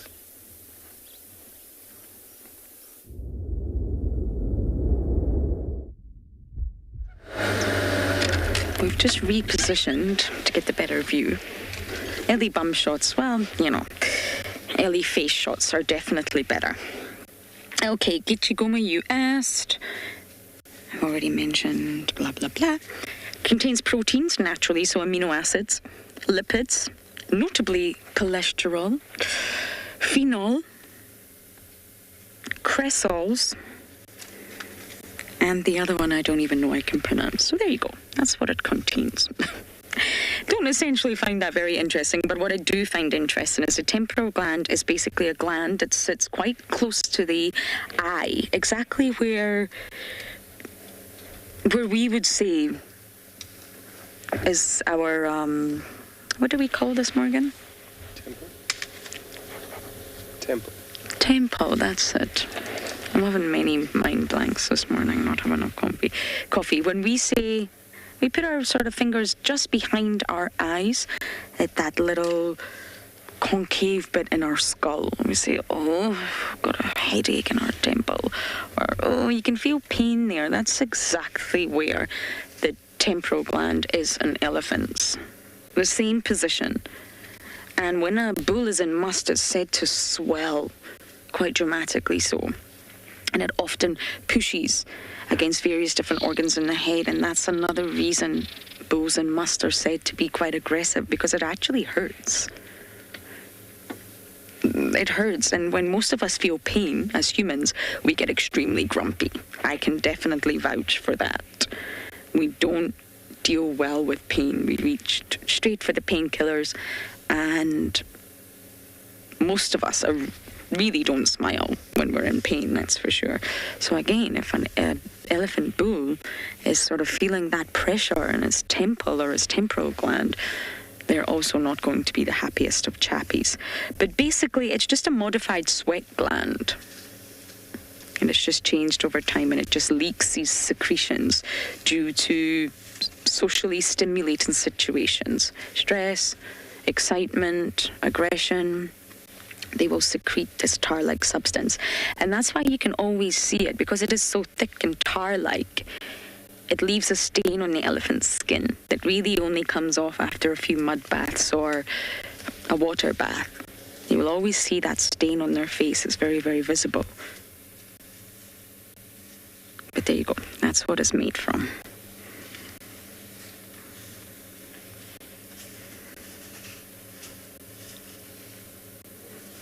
But you can't always see these secretions and immediately assume, this elephant is angry or stressed. No, it might have just had a sort of really joyous interaction where it met up with another herd. And there was lots of excitement and relatives got to see each other again. They will also stream from their gland. Any socially stimulating situation for elephants, they will release that temperament substance.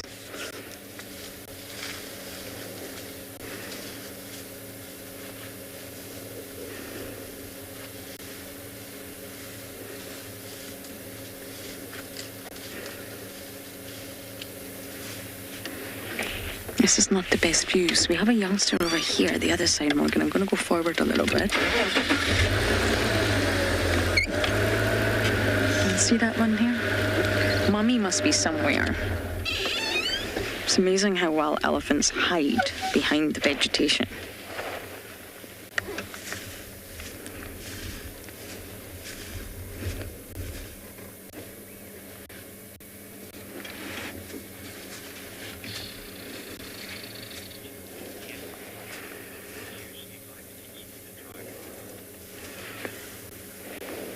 Kevin?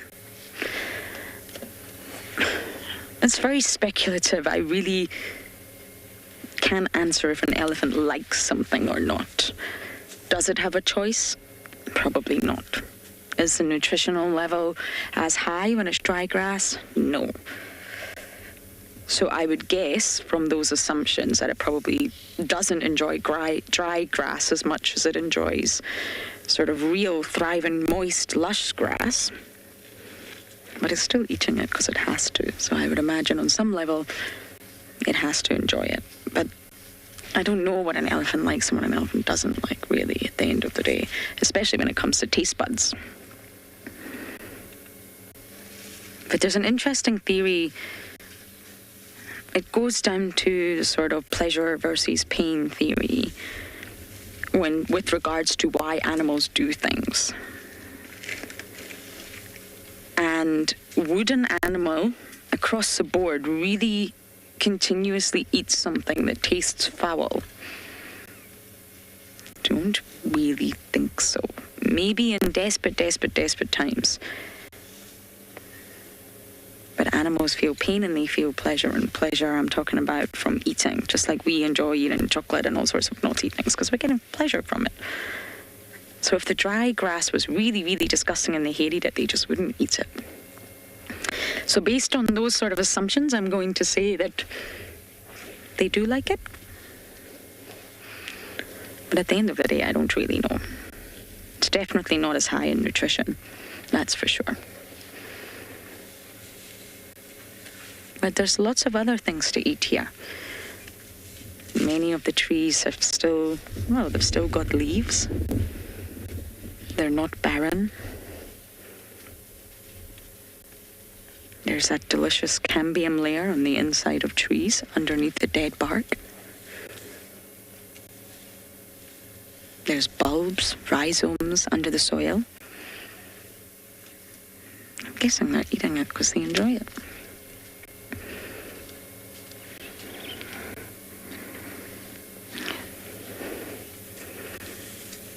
Maybe it's comparable to when we eat fruit that's out of season. So it's nowhere near as delicious or as sweet or as tasty, but we still eat it.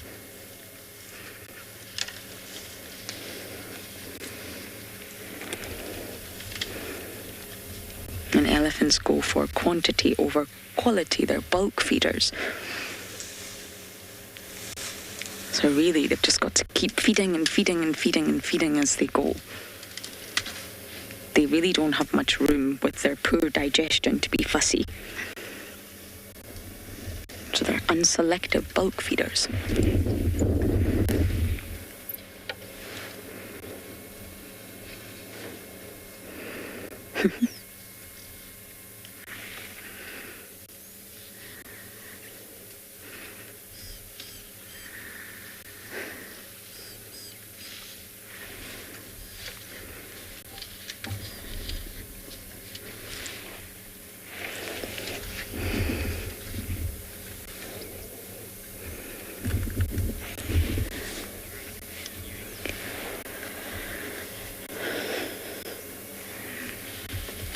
here. They are moving off slightly, but I think we're going to sit here as long as we can and enjoy this elephant herd.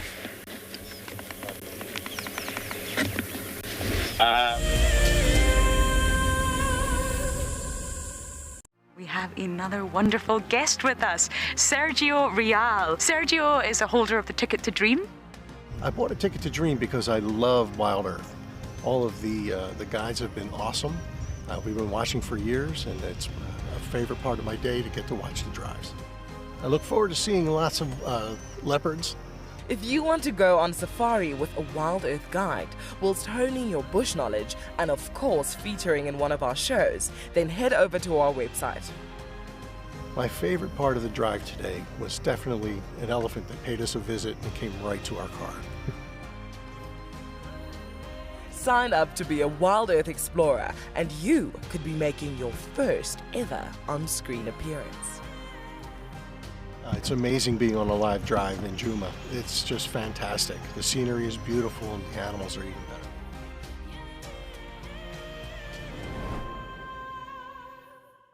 Hello everyone, my name is Trishala and I am a naturalist and safari guide here in Djuma Game Reserve in the Sabi Sands in South Africa. I think that the information that we provide, and most importantly the questions that you ask, give both you and I a really good idea of what's going on. My friend Fernando here, he's a flat-necked chameleon and I love them. They're just these gems that you manage to find in the bush. Catch up with the guides daily here on WildEarth. I've seen something I've never seen here before. Look at these cubs. One is crossing the river. It's being washed away, unfortunately, but I'm sure the mother is going to save her. Look at that. How beautiful. Look at that. One crossing, two to go.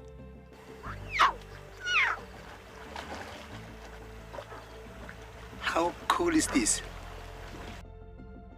Expect the unexpected here on WildEarth daily. My name is Lauren and I'm currently working in Djuma Private Game Reserve here in South Africa.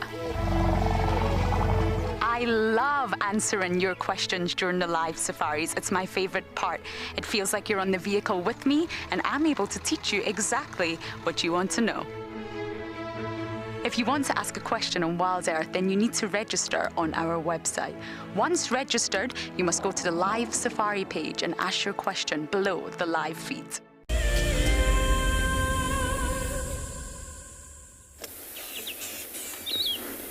Welcome back to andBeyond Phinda, everybody, where these lines have finally popped out of that thick drainage line, and they're in the exact same open area where those buffaloes were, and I have no idea where the buffaloes have gone. They have just disappeared. But these lions are now, in fact, on the move. See, there's a couple of them around. There's lots of warthogs around. There's a herd of wildebeest that has moved. They just ran off. They noticed the lions. But there's lots and lots of warthogs that we can see around. And these lions are moving with intent. So I'm glad our hard work this morning paid off. They now are on the move. And let's see what these lions get up to now. No, just start and go a little bit further forward. Follow that lioness. Can hear monkeys' alarm calling also. I think they might have noticed these lions. So just do bear with me for 2 seconds as we do just reposition. I'm going to follow the main lioness. She's forward. Then the rest of them.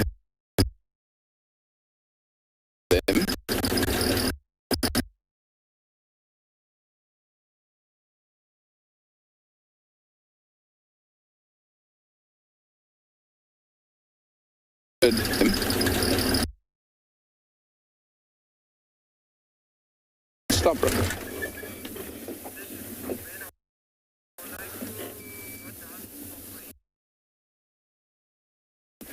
Seem to have lost her for now, but let's continue a little bit further forward.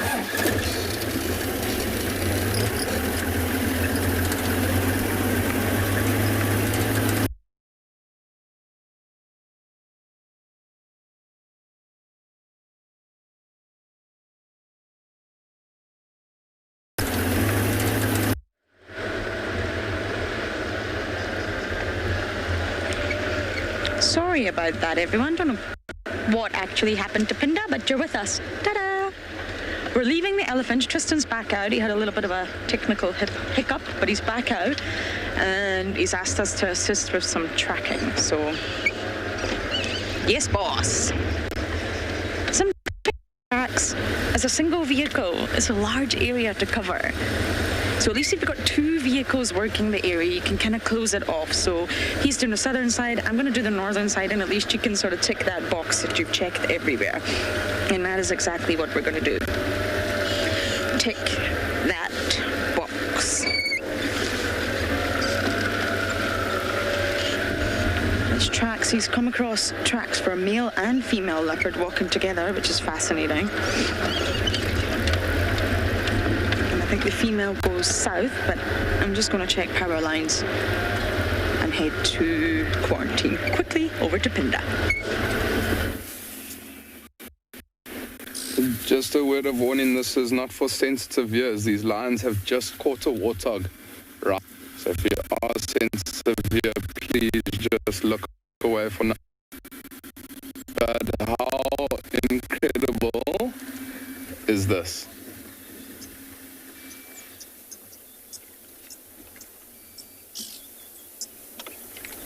See that warthog? I mean, it's not making too much noise at the moment. The one does have it around the neck, so hopefully it will be done shortly. But that was incredible. That lioness just got up, ran, and she flushed a warthog out of the long grass. From sleeping lions to now having just made a kill, pretty spectacular. I can't believe what we just witnessed.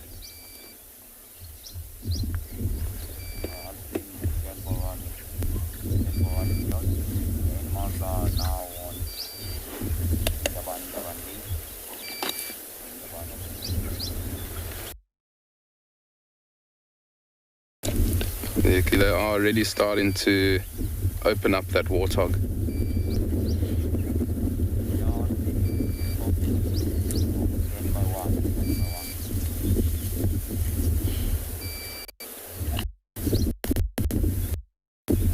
And it's amazing, the lioness that actually caught this warthog is lying off to the side, just grooming herself. And she put in all the hard effort. And now all the youngsters reap the reward.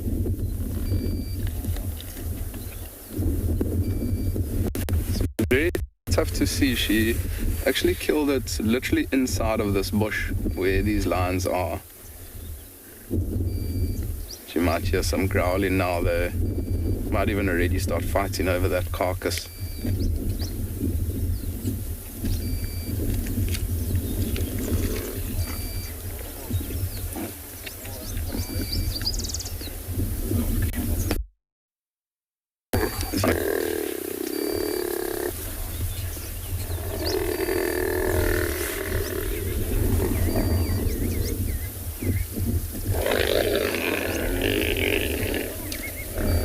Yeah, just again a word of warning for sensitive ears. This warthog unfortunately isn't dead just yet.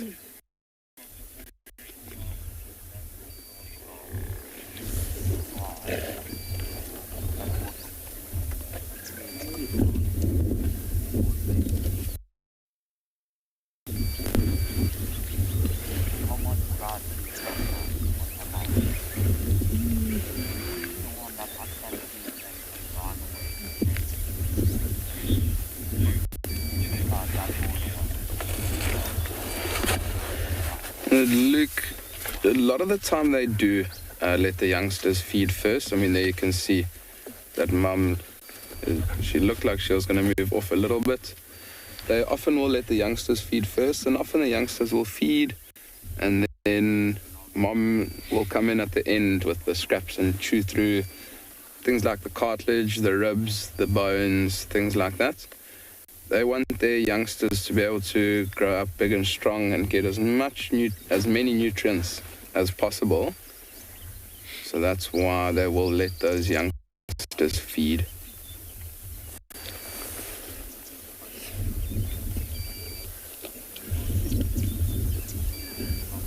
We might in a little bit try and reposition on the other side of these lines, see if we can get a better view. But for now, I mean, they're just trying to take that warthog down. I did hear a little bit, so I'm sure that the warthogs should be dead by now.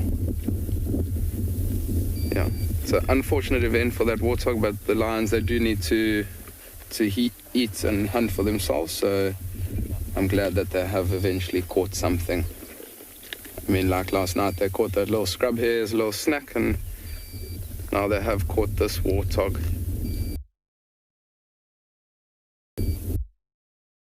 I'm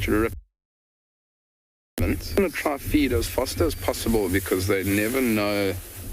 I mean, there might be other lions that might come. We are going to try reposition a little bit around from where we are, see if we can get another view. But for now, we're going to send you over to Tristan.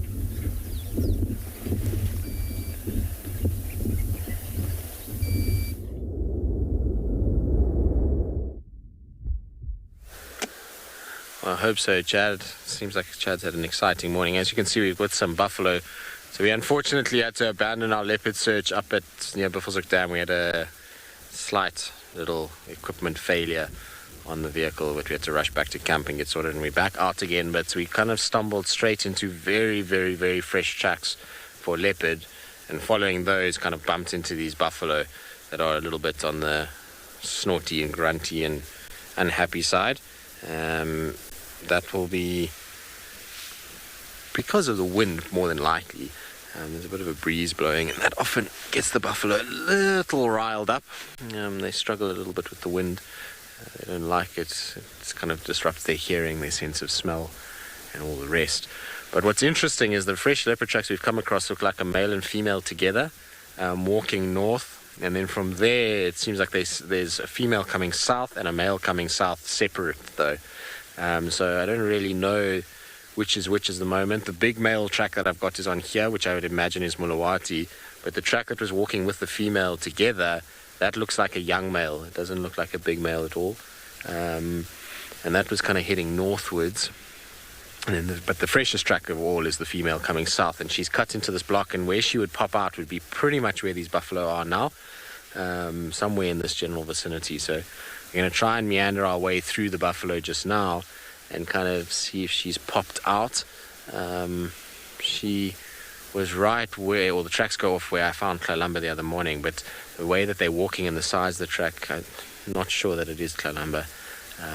We'll see. It's going to be interesting to see which cat this is, and that road was just leopard track up, down in every direction, but definitely the freshest ones are the ones coming towards where we are right now. It's been nice to have so many buffalo around. This is not the same herd that we've been seeing the last few days. This is another herd. So there's two big herds that are rolling through the property at the moment. There's this kind of smaller grouping, but still a nice size herd. They spending most of their time kind of on the western side of Djuma. And then there's the other herd which is spending all of its time around Chitwa, Torchwood, eastern side of Djuma, Twin Dams. So two nice groups, which is always wonderful to have. The strange thing is, though, we've got a plethora of buffalo at the moment and not a single lion to show for it. We're just in this lion void at the moment. The Talamatis, while they obviously are part and parcel of the landscape here, they just don't spend as much time in this area. And then Kuhumas are to the south. I believe that last night they were on Mala Mala. Whereas, and obviously the ones with the cubs are still in vessels, so we just kind of have no lines, and that's probably why the buffalo are spending so much time in this area.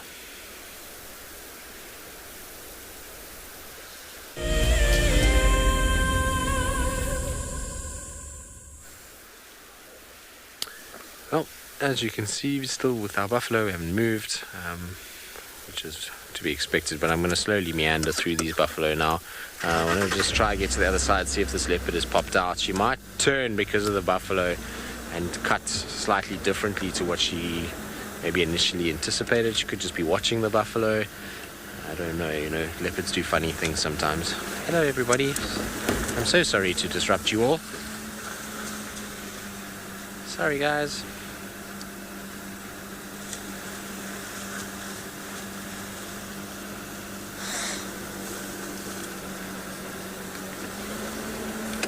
Alright, that's fine. You just stay in the road. Don't worry, I'll wait for you. Could take all morning to get through these guys if we wait for them. No, they're not going to stay still. But it's a nice size herd. Like I say, at first you don't think there's that many buffalo here. But then when you look and you start to see kind of through the bushes, it's actually quite a decent size. So I reckon there's at least a good 100, 150 in this particular group. It's nice to have so many buffalo around.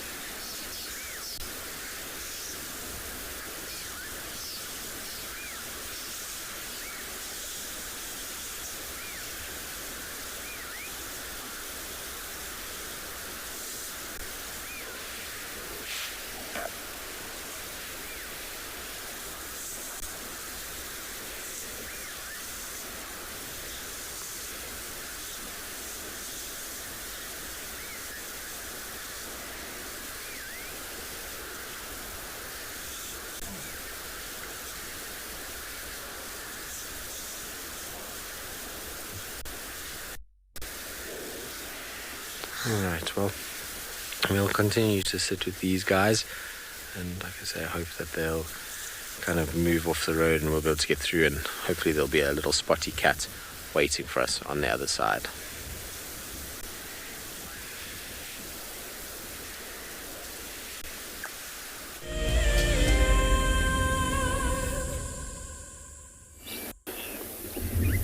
Welcome back to andBeyond Phinda, everybody, and just a word of warning again for sensitive viewers. These lions have indeed killed warthog, so if you are sensitive here, I would just look away. And you can see all of them feeding on that warthog. I think I'm just going to keep quiet for a little bit. Let's just watch as these lions feed.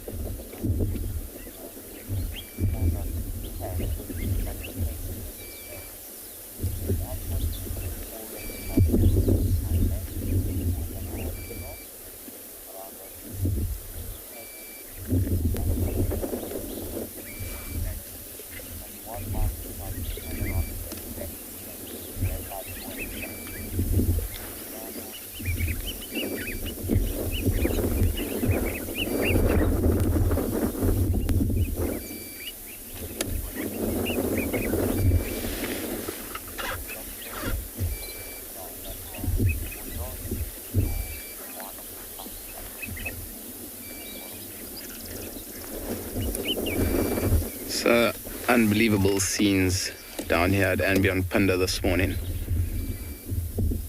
I mean, and while these lions are feeding on this carcass, I can actually hear some monkeys alarm calling off in the distance to where these lions came from.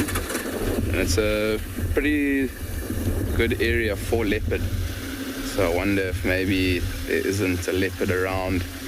It seems to all be happening in this open area here. Look, have a look at that lioness. You can see quite a lot of blood on her face.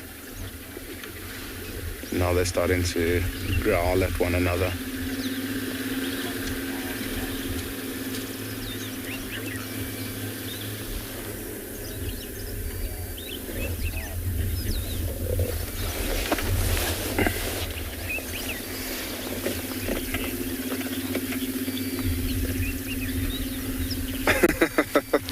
Frankie, yeah, it is. It's an unfortunate thing for this warthog, but the lions do have to feed, and so many lions on one little warthog. They all want to try and feed as much as possible while there is still quite a lot of meat. I mean, warthog's quite a strong and stocky animal. Probably this warthog probably weighed maybe 30 kilograms, maybe a little bit less, maybe 25.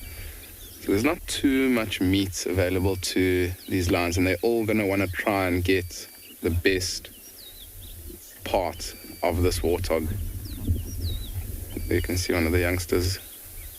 Looks like it's trying to reposition. Oof, look at the face of those lions. I wonder what they all heard or maybe smelt. You can see they're looking around.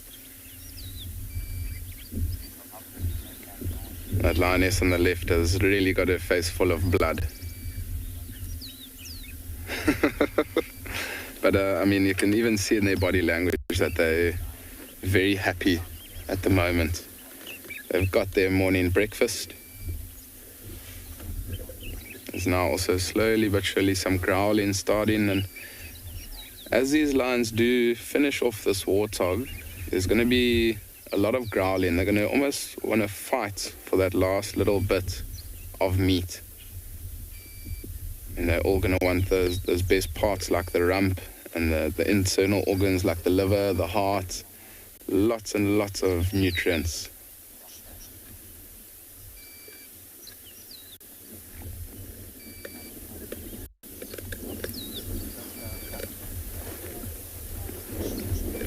I'm not too sure if everyone at home can hear it with this wind pumping, but I can hear them crunching a lot of the bones at the moment also.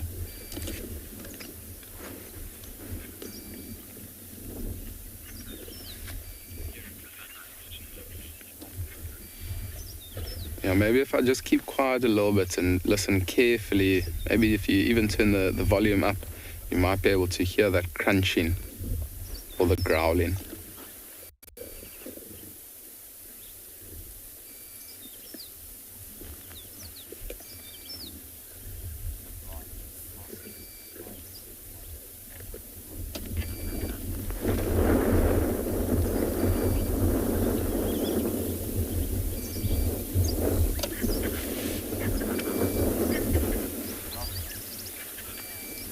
You can still also hear those monkeys' alarm calling. And I've used my binoculars and had a scan on the trees. I can't see them, so I don't think they're alarm calling at these lions that we're sitting with at the moment. I'm sure there might be another predator in the vicinity.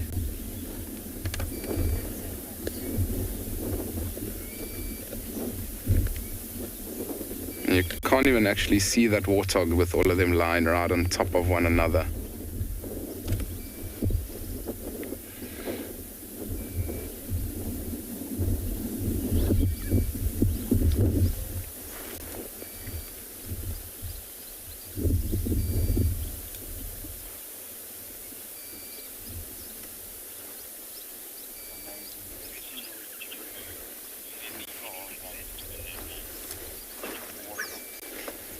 Jerome, to be honest with you, there won't be much left. With this warthog and 5 lions feeding, there won't be much left. They'll often leave the skull.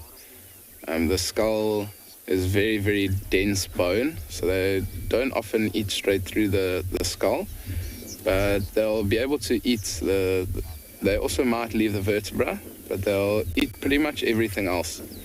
And the remains will be maybe the hoofs, a little bit of the leg, and then that skull. And I don't think there's going to be too much of this carcass left. You can see one of the lionesses just moving off, and there you can see the carcass, but once again, for the sensitive viewers, maybe it might be time to look away.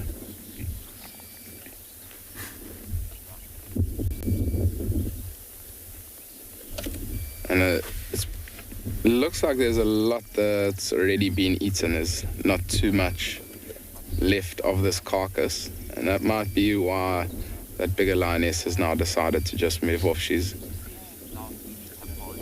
had a snack, she's got a little bit of meat. Now she'll let the others feed.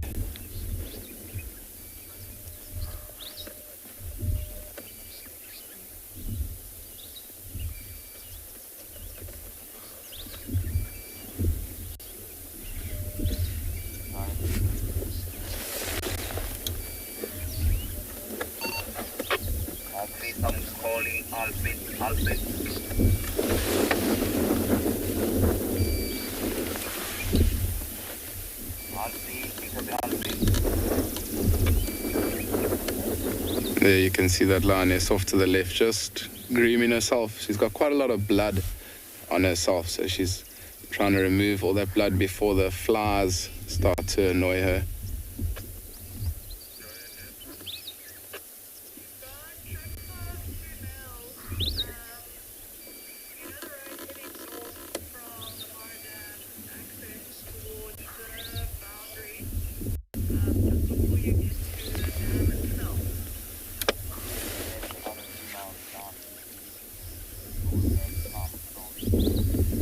Look at the nose of that lioness, full of blood. I mean, look at the size of those teeth also. Quite incredible.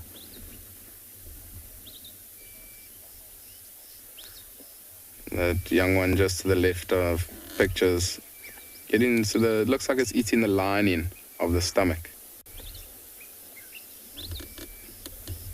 And you wouldn't think that that would be the best thing to eat, but a lot of the time they do enjoy eating the stomach lining.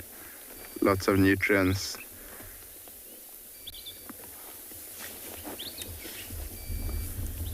There's mom moving away and letting her youngsters feed.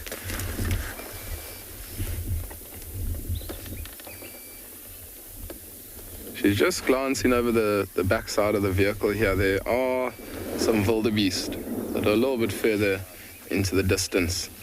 She's just having a look, seeing there what's going on.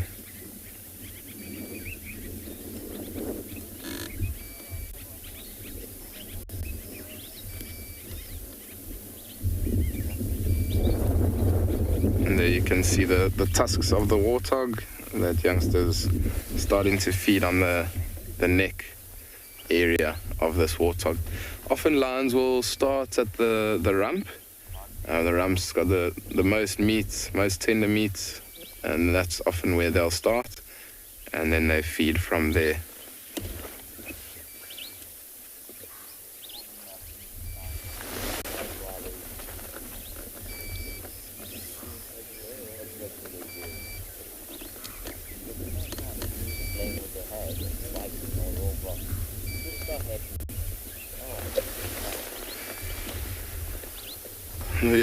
We've been having all the action this morning. I mean, lions sleeping and lions on the move. We are going to stick with these lions. I mean, for us to see this successful hunt, I think it's only fair that we spend more time with these lions feeding and see what they get up to.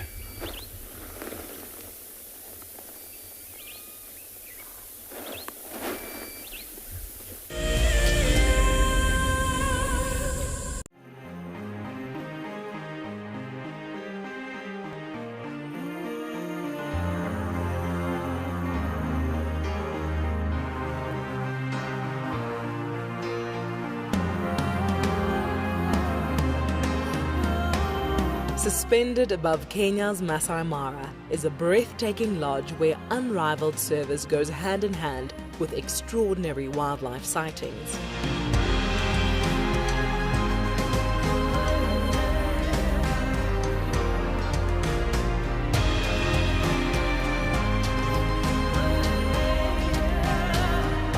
Ngala Mara offers a quiet place where guests have the opportunity to reconnect with the world again.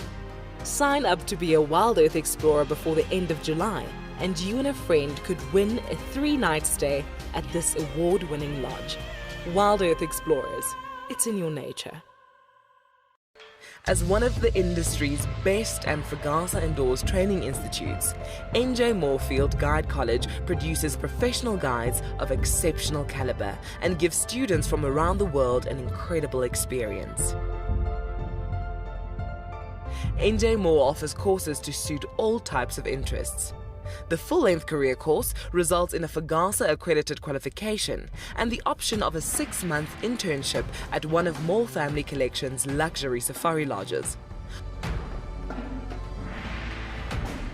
Shorter courses are a great introduction for those considering a career in field guiding or even a life-enriching experience in your gap year.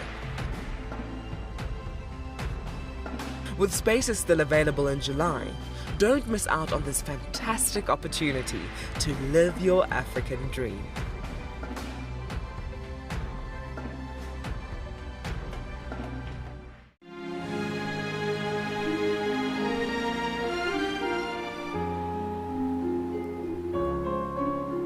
You are cheeky. That was a brave decision. Amber Eyes is... Oh. That is so magic. That was absolutely wonderful. Amber Eyes just gave that cub an enormous hug. Expect the unexpected here on WildEarth daily.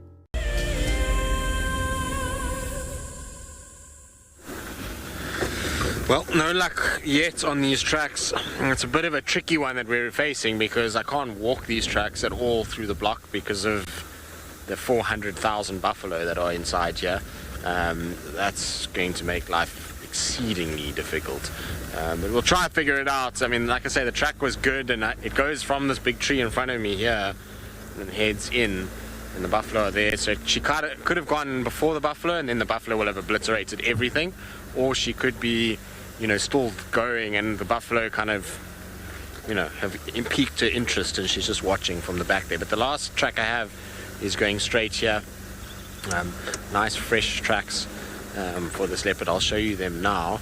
I believe a lot of you are asking about Marips, and I mean, I understand and I sympathize that everybody is taking an interest, but there isn't another update this morning. He hasn't been found yet. In the interest of him, David, I'm trying to find a nice track that we can look at while I do this. Maybe there on the edge of that dung pile. There's a track just on the left there. But in the interest of him and his ability to recover, our modus operandi around him is to try and give him space as well. So everyone needs to understand that there's not going to be a every drive update on Marips. He's going to be days where we're not going to find him. He's still a cat. He's still moving, as we saw yesterday morning. He's still got an ability to kind of change where he's going to be lying. He's not going to just stay in the exact same spot every day. And so without putting too much pressure on him and trying to walk into him on foot and trying to off-road in an area where he could potentially be, which is ecologically not very sound, means that there are going to be days where we're not going to have an update on him. It doesn't mean that we don't care. It doesn't mean that we're trying to avoid the subject. There's only so many people out here, and there's only so many of us, and we can't divide ourselves into 17 different places. The other side of it is that this is obviously, we try and put on the show, and we try and find animals, and we try and do things, and that means that we've got to be in places where we can actually broadcast from. And where he's headed has been in an area where we don't get great signals. So there's other vehicles that will also help us and check up on him, and we certainly aren't going to just leave him and not tell you guys about what's been happening. But at the same time, everybody's going to need to be a little bit patient with this. It's not going to be that we're going to find him tomorrow and he's going to be miraculously healed. It's not that kind of situation. A puff adder bite is going to take time. How long, we have no idea. It's variable. Some animals recover quicker than others. But it could be as much as a month. It could be 5 weeks. It could be 6 weeks until he's, all right. It could be that he's going to get a really bad, nasty-looking leg for a while, and then he'll sort of start to get over it, and he might not recover from it. Those are all the options, and they're there, and that's nature, and it's the way it works. It's been a frustrating 24 hours for me because I've received countless messages of how I'm a bad person because I don't help this animal, and because how can we sit there and watch it suffer. And quite frankly, it's getting tiring, if I'm honest. This is a wild system, and we show the good, the bad, the harsh, the ugly, all of that kind of thing. The reserve policy, which is not my policy, it's not me personally, I am just a person that works here, and I do not make the decisions for any of this. This is a reserve where they do not interfere with animals when there is a natural occurring injury. It is part and parcel of life. The effects of keeping certain animals alive just because we see them can be very real. We can potentially say Marips was, gets hit by this puff adder and he was destined not to make it, but we interfere. He then goes from here, finds Tiani's new cubs and kills them both. Now that's us completely tinkering with what's gone on. So I know that we have fences, I know that we have pumped water, but where as much as possible, and so everyone's going to need to be patient and understand that that is the process here.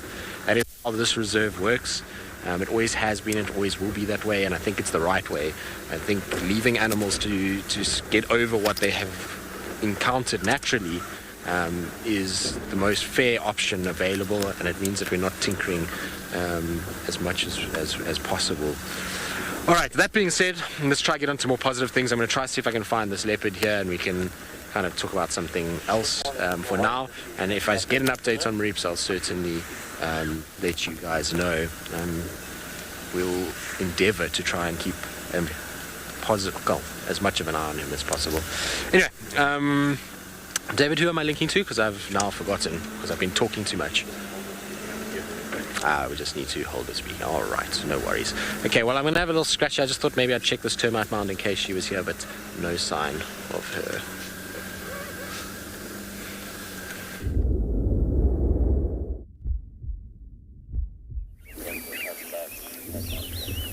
Welcome back to andBeyond Phinda, everybody. And just a word of warning again for the sensitive viewers, these lions are still feeding off the warthog. And you can now see that there's not too many heads that are feeding here. It's only two of the youngsters, the 1.5-year-old cubs, that are still feeding. The other lions have just moved off slightly further away and they've gone to lie in the shade. Often that will happen, I mean, especially if it's a bigger carcass, they'll often feed off it.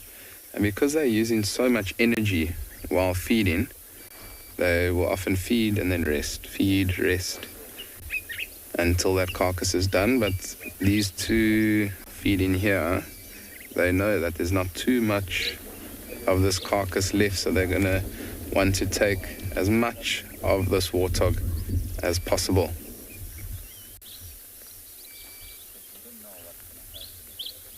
And you can see that there is still a considerable amount of meat left on this warthog. So these lions are extremely happy sitting here feeding.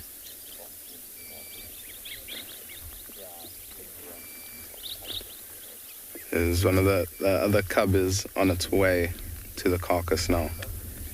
Maybe it's rested enough, gained a little bit more energy, digested a little bit of its food, and now it's ready for a little bit more meat.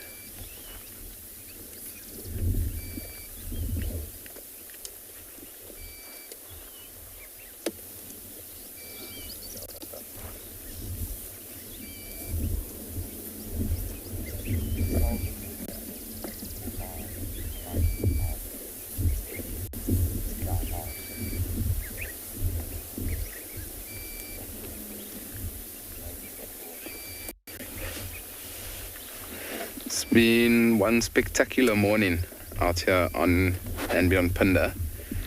And when you start the morning off finding the prouder lions that you set out looking for, you know that it's bound to be a good day. But then to end off the morning, sitting with them now feeding, it's quite incredible. But that's the way of the African bush out here. Some days you are very lucky, you find everything that you're looking for, and other days you spend time looking for animals and never see them. But that's one of the beauties of the bush, is that you never know what's going to happen next. Also if there's anything around the next corner, and that's why I love the bush. It is predictable, but also very, very unpredictable. I mean, you never know, if you turn the next corner, there might be a leopard walking down the road towards you.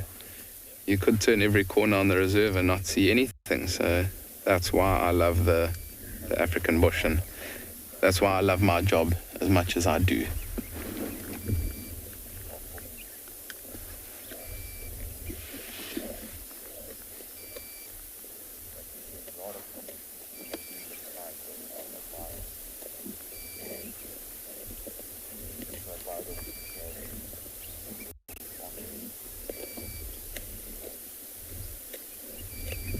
It's amazing that lioness at the far left, she's almost turned her head quite a lot, and she's using the back of her teeth. It's almost scissor-like teeth called the carnassial shears, and she'll use those to cut through the skin and cartilage.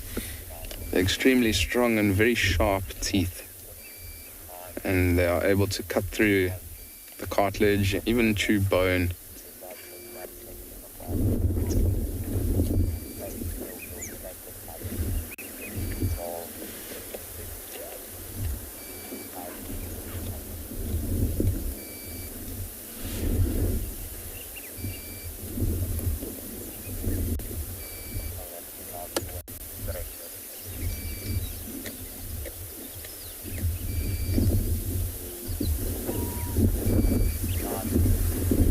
see how that lioness there on the right is breathing quite heavily.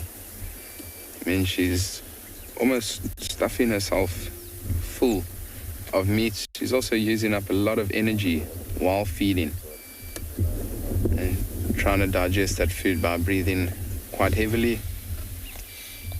Seems like she might move a little bit away, maybe just rest for a little bit.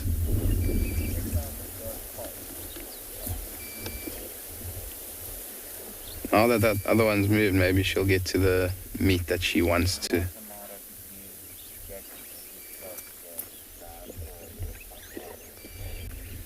I don't think we are going to go anywhere. We're going to sit with these lions until they finish off this warthog carcass.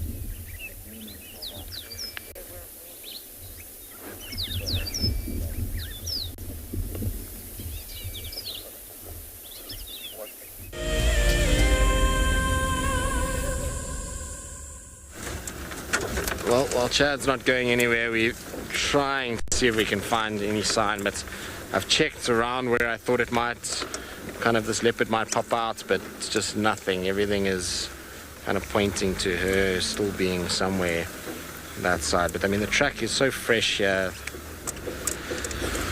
I don't know. Let's go around one more time, check Triple M, see if maybe she crossed where the buffalo are, and I just didn't see because of all the buffalo tracks. Let's try and see if that's going to help us. It's difficult now because the light also isn't great from a tracking point of view. But we'll try our best and see what we can do. Come on, beefy buffaloes. Show us where this leopard is. The nice thing is when you do find them and you see where they've walked, if they're on top of the buffalo, we know just how easy or how fresh they can be. At least we've got a good idea now of where the buffalo are and kind of where their tracks are. Hopefully that will help us this afternoon if we don't come right now. Although I suspect if this leopard is moving southwest, if she hasn't crossed already, she's going to cross soon. And our timing of trying to find her is going to be quite sort of small, finite is what I was looking for. That's the word. So, we're going to have to just hope that she's kind of still going and we catch her coming out here somewhere. Both blocks aren't big, but they're big enough north-south that if she's walking a north-south direction, which is her general direction was south-southwest, then it can be quite a while. If they're cutting straight west in these blocks, they come through pretty quickly. So let's just double check. So many buffalo tracks everywhere. Alright, well, we'll keep moving along here and checking if a leopardy track pops out on top of all of this buffalo goodness. Hopefully we will pick up her tracks again somewhere here and we'll have a little bit of luck to finish off our morning safari.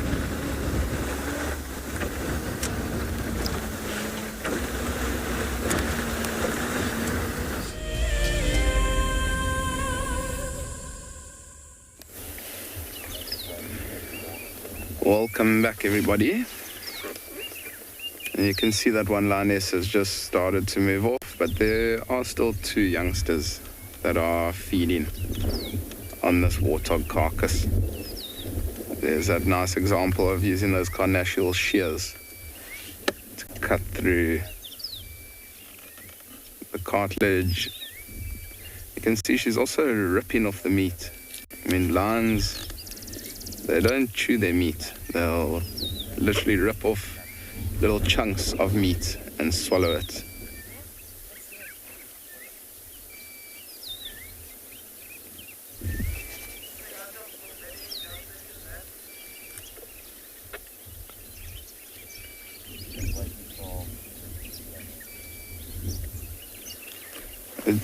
Jennifer, it is quite an amazing noise to hear while these lions are feeding. And often they'll growl when there's not too much of the carcass left. And also when there's lots fighting. I mean, when we saw them all at the carcass together, there was lots of growling and fighting. But now with there being only two lions on the carcass, they don't really need to fight over the meat. They each feeding in their own areas, but there will be some growling when there's not too much of the carcass left. That's when they'll then start growling and fighting with one another, because they all want that last little remainder of food. I mean, I think a lot of people would also be a little bit angry if somebody has to take your last little piece of steak off your plate at dinner. And that's just what these lions are doing. They're growling at one another when there's not too much of the carcass left. But for now, they're happy feeding. They've got enough meat there for them. I mean, look at the size of that paw. And you see how she's actually holding down the carcass with that front paw of hers.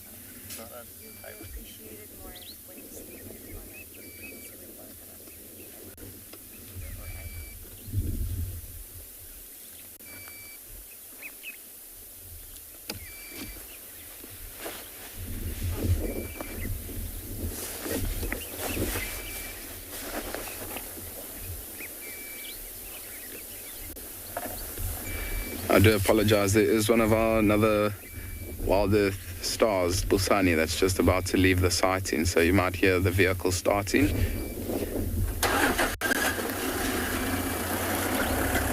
And now we've got these lions all to ourselves. We've actually spent the better half of the morning with them by ourselves. Monica, that's a very good question. Lions, they will often eat the hair. I mean, they don't really pick and choose if they eat the hair or not, but while they are feeding, they do in fact take hair in. If you ever see lion dung, you'll actually see that there's quite a considerable amount of hair in the lion dung. I mean, if we had to sit here until they had finished that carcass, you basically wouldn't even see too much of the skin left. So they'll even eat that skin and the bone and the hair. They literally feed off pretty much everything that they can. Like I was saying a little bit earlier, with the head, they'll most of the time leave the head.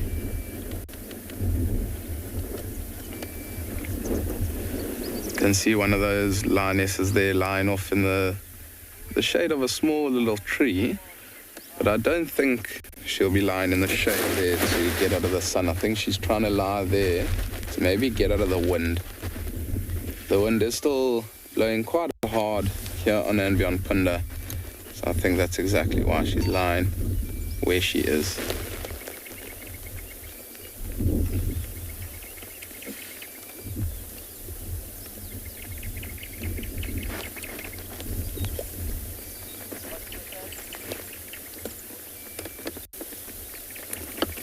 Now we're focusing back on the lioness that's still feeding.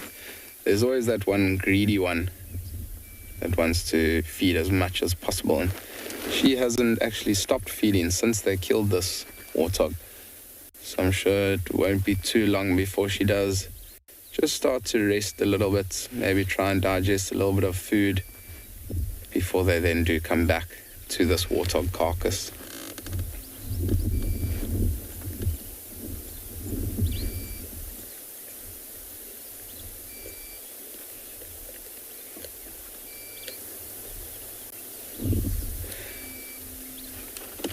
Such a special morning here on andBeyond Phinda. We are going nowhere. We're going to stick with these lions for the rest of the morning.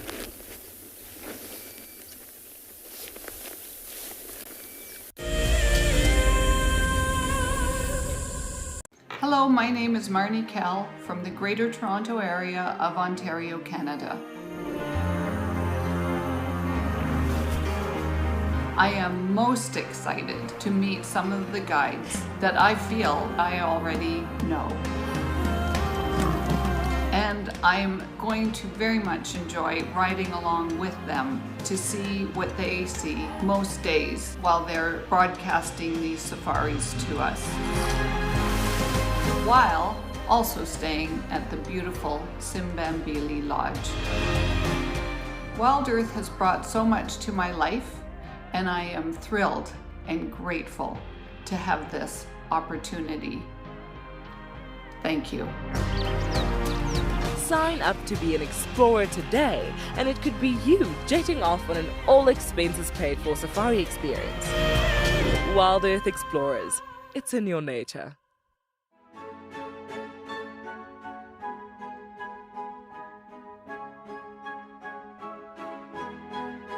The Wildlife and Environment Society of South Africa, WESA, encourages people to care for the earth.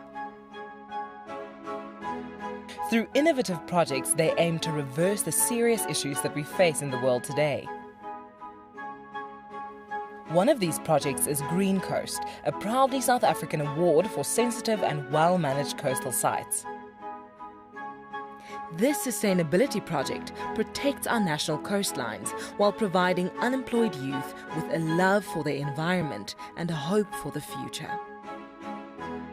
WESA is a membership and volunteer-supported organisation. Every supporter is helping to change the only earth we have. Visit our website to see how you can help care for our earth.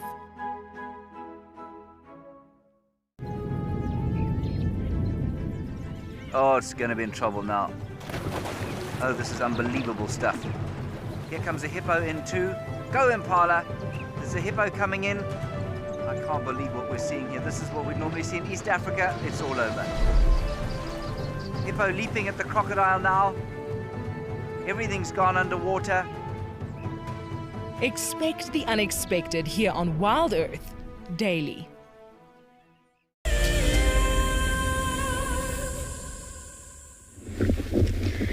We've decided to come to Gowrie Dam. Why not?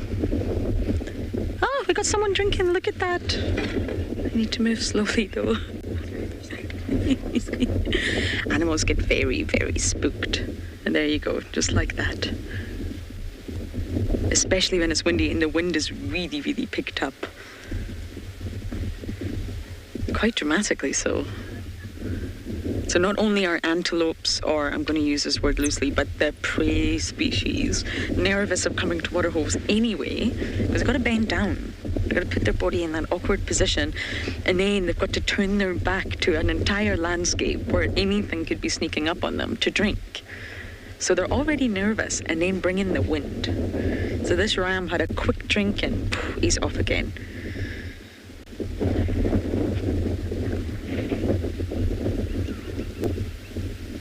There's no time to waste. There's no time to enjoy. I mean, we go to bars to drink. It's definitely not water, but, you know, it's an activity we enjoy. Not in the wild. There's no time to leisurely enjoy drinking when you're an antelope. When you're an elephant, that's a different story. And apparently we're in store for a cold front. Everyone keeps telling me, Aubrey just said, are you ready for the cold front? No, Aubrey, I'm not ready. What cold front is this? Apparently there's going to be snow across most of South Africa. I'm really not sure how I feel about this. Hopefully Morgan has left by that time. No offense to Morgan, but he only has shorts. So if the cold front hits when Morgan is here, he's going to be rather chilly. Oh, you've got your blanket. Okay, he's got a blanket. We're all going to be wrapped up. I don't know how we're going to handle this, but apparently it's coming our way.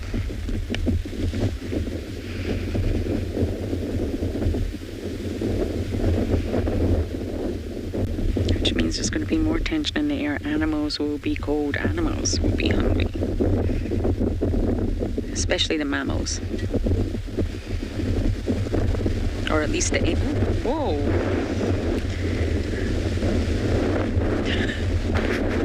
I think we're going to blow off this damn wall, everyone.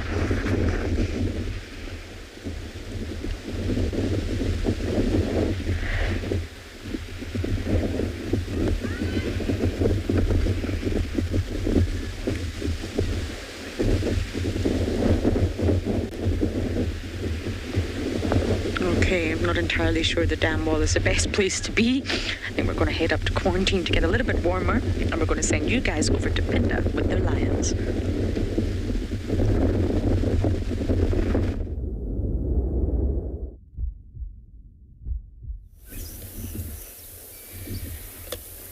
I believe the wind is quite heavy at Djuma.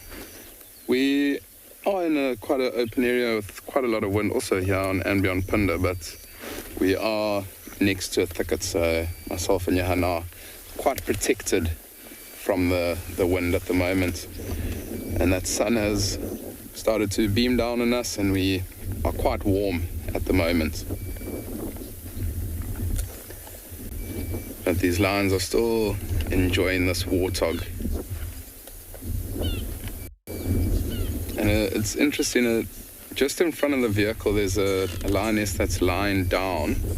Johan will try and pan on her. She's just lying down in the shade there. That in fact is the lioness that caught and killed this warthog. And she fed on it for maybe not even 2 or 3 minutes, and then she lay off. That's the mother of these 3 subadults. So I mean, she's put in all the hard yards and she's not getting too much reward for all her efforts. But I mean, she does want these youngsters to be able to feed and grow up big and strong. Bit of a sneeze there from one of the youngsters.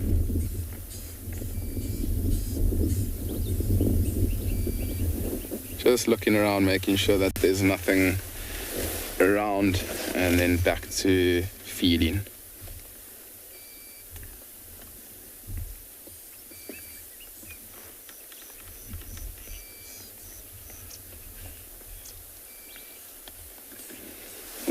Betty, these lions, if you were watching for the morning, I've been speaking about being very opportunistic.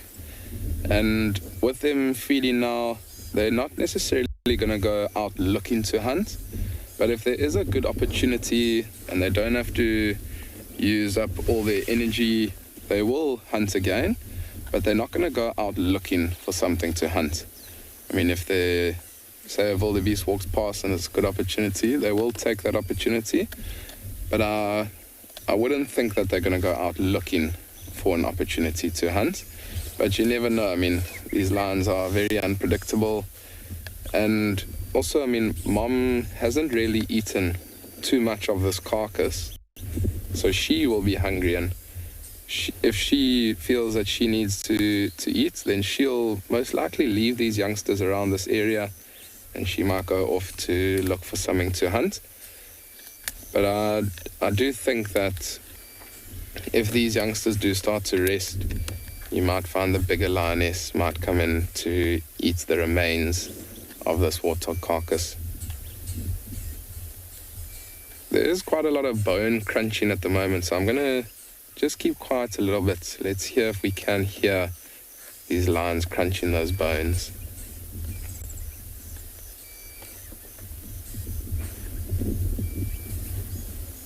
As I say that, the one has to get up and start to move away.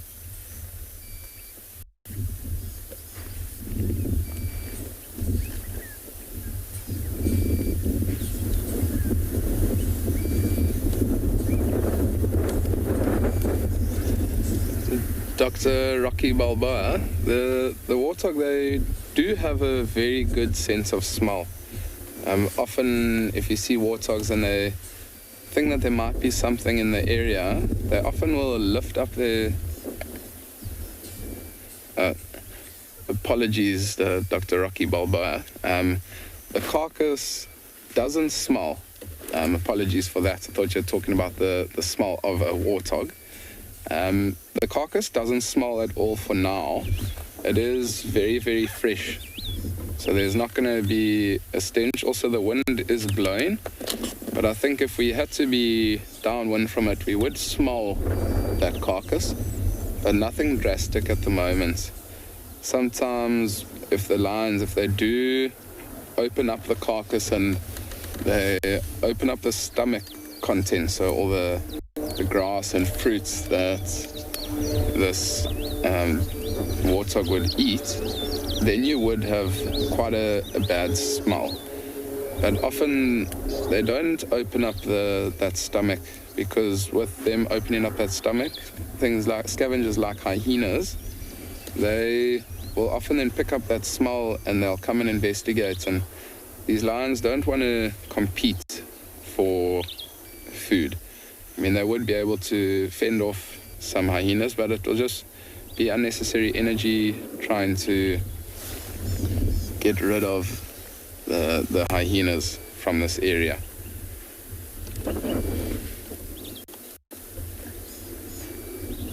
Oh, now it's just picked up the carcass a little bit.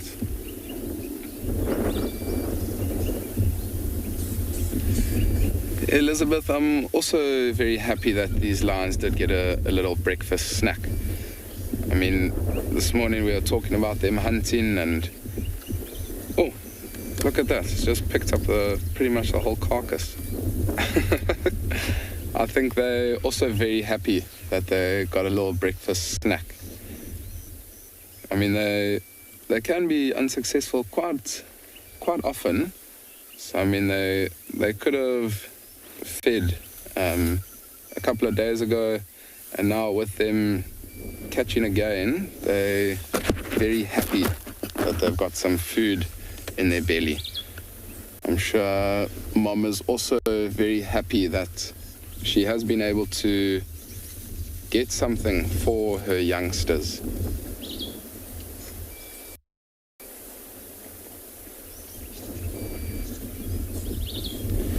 You can see that lioness almost put the warthog like into the bush, and sometimes they do that so that things like vultures and battaliers won't be able to see that carcass, because those birds will often then attract scavengers such as hyenas into this area. So I think this lion has done the right thing in putting it inside that little thicket there. But it has been one incredible morning out here on andBeyond Phinda with the buffaloes, these lions, seeing them sleeping, and now finally seeing them catch and successfully eat this warthog.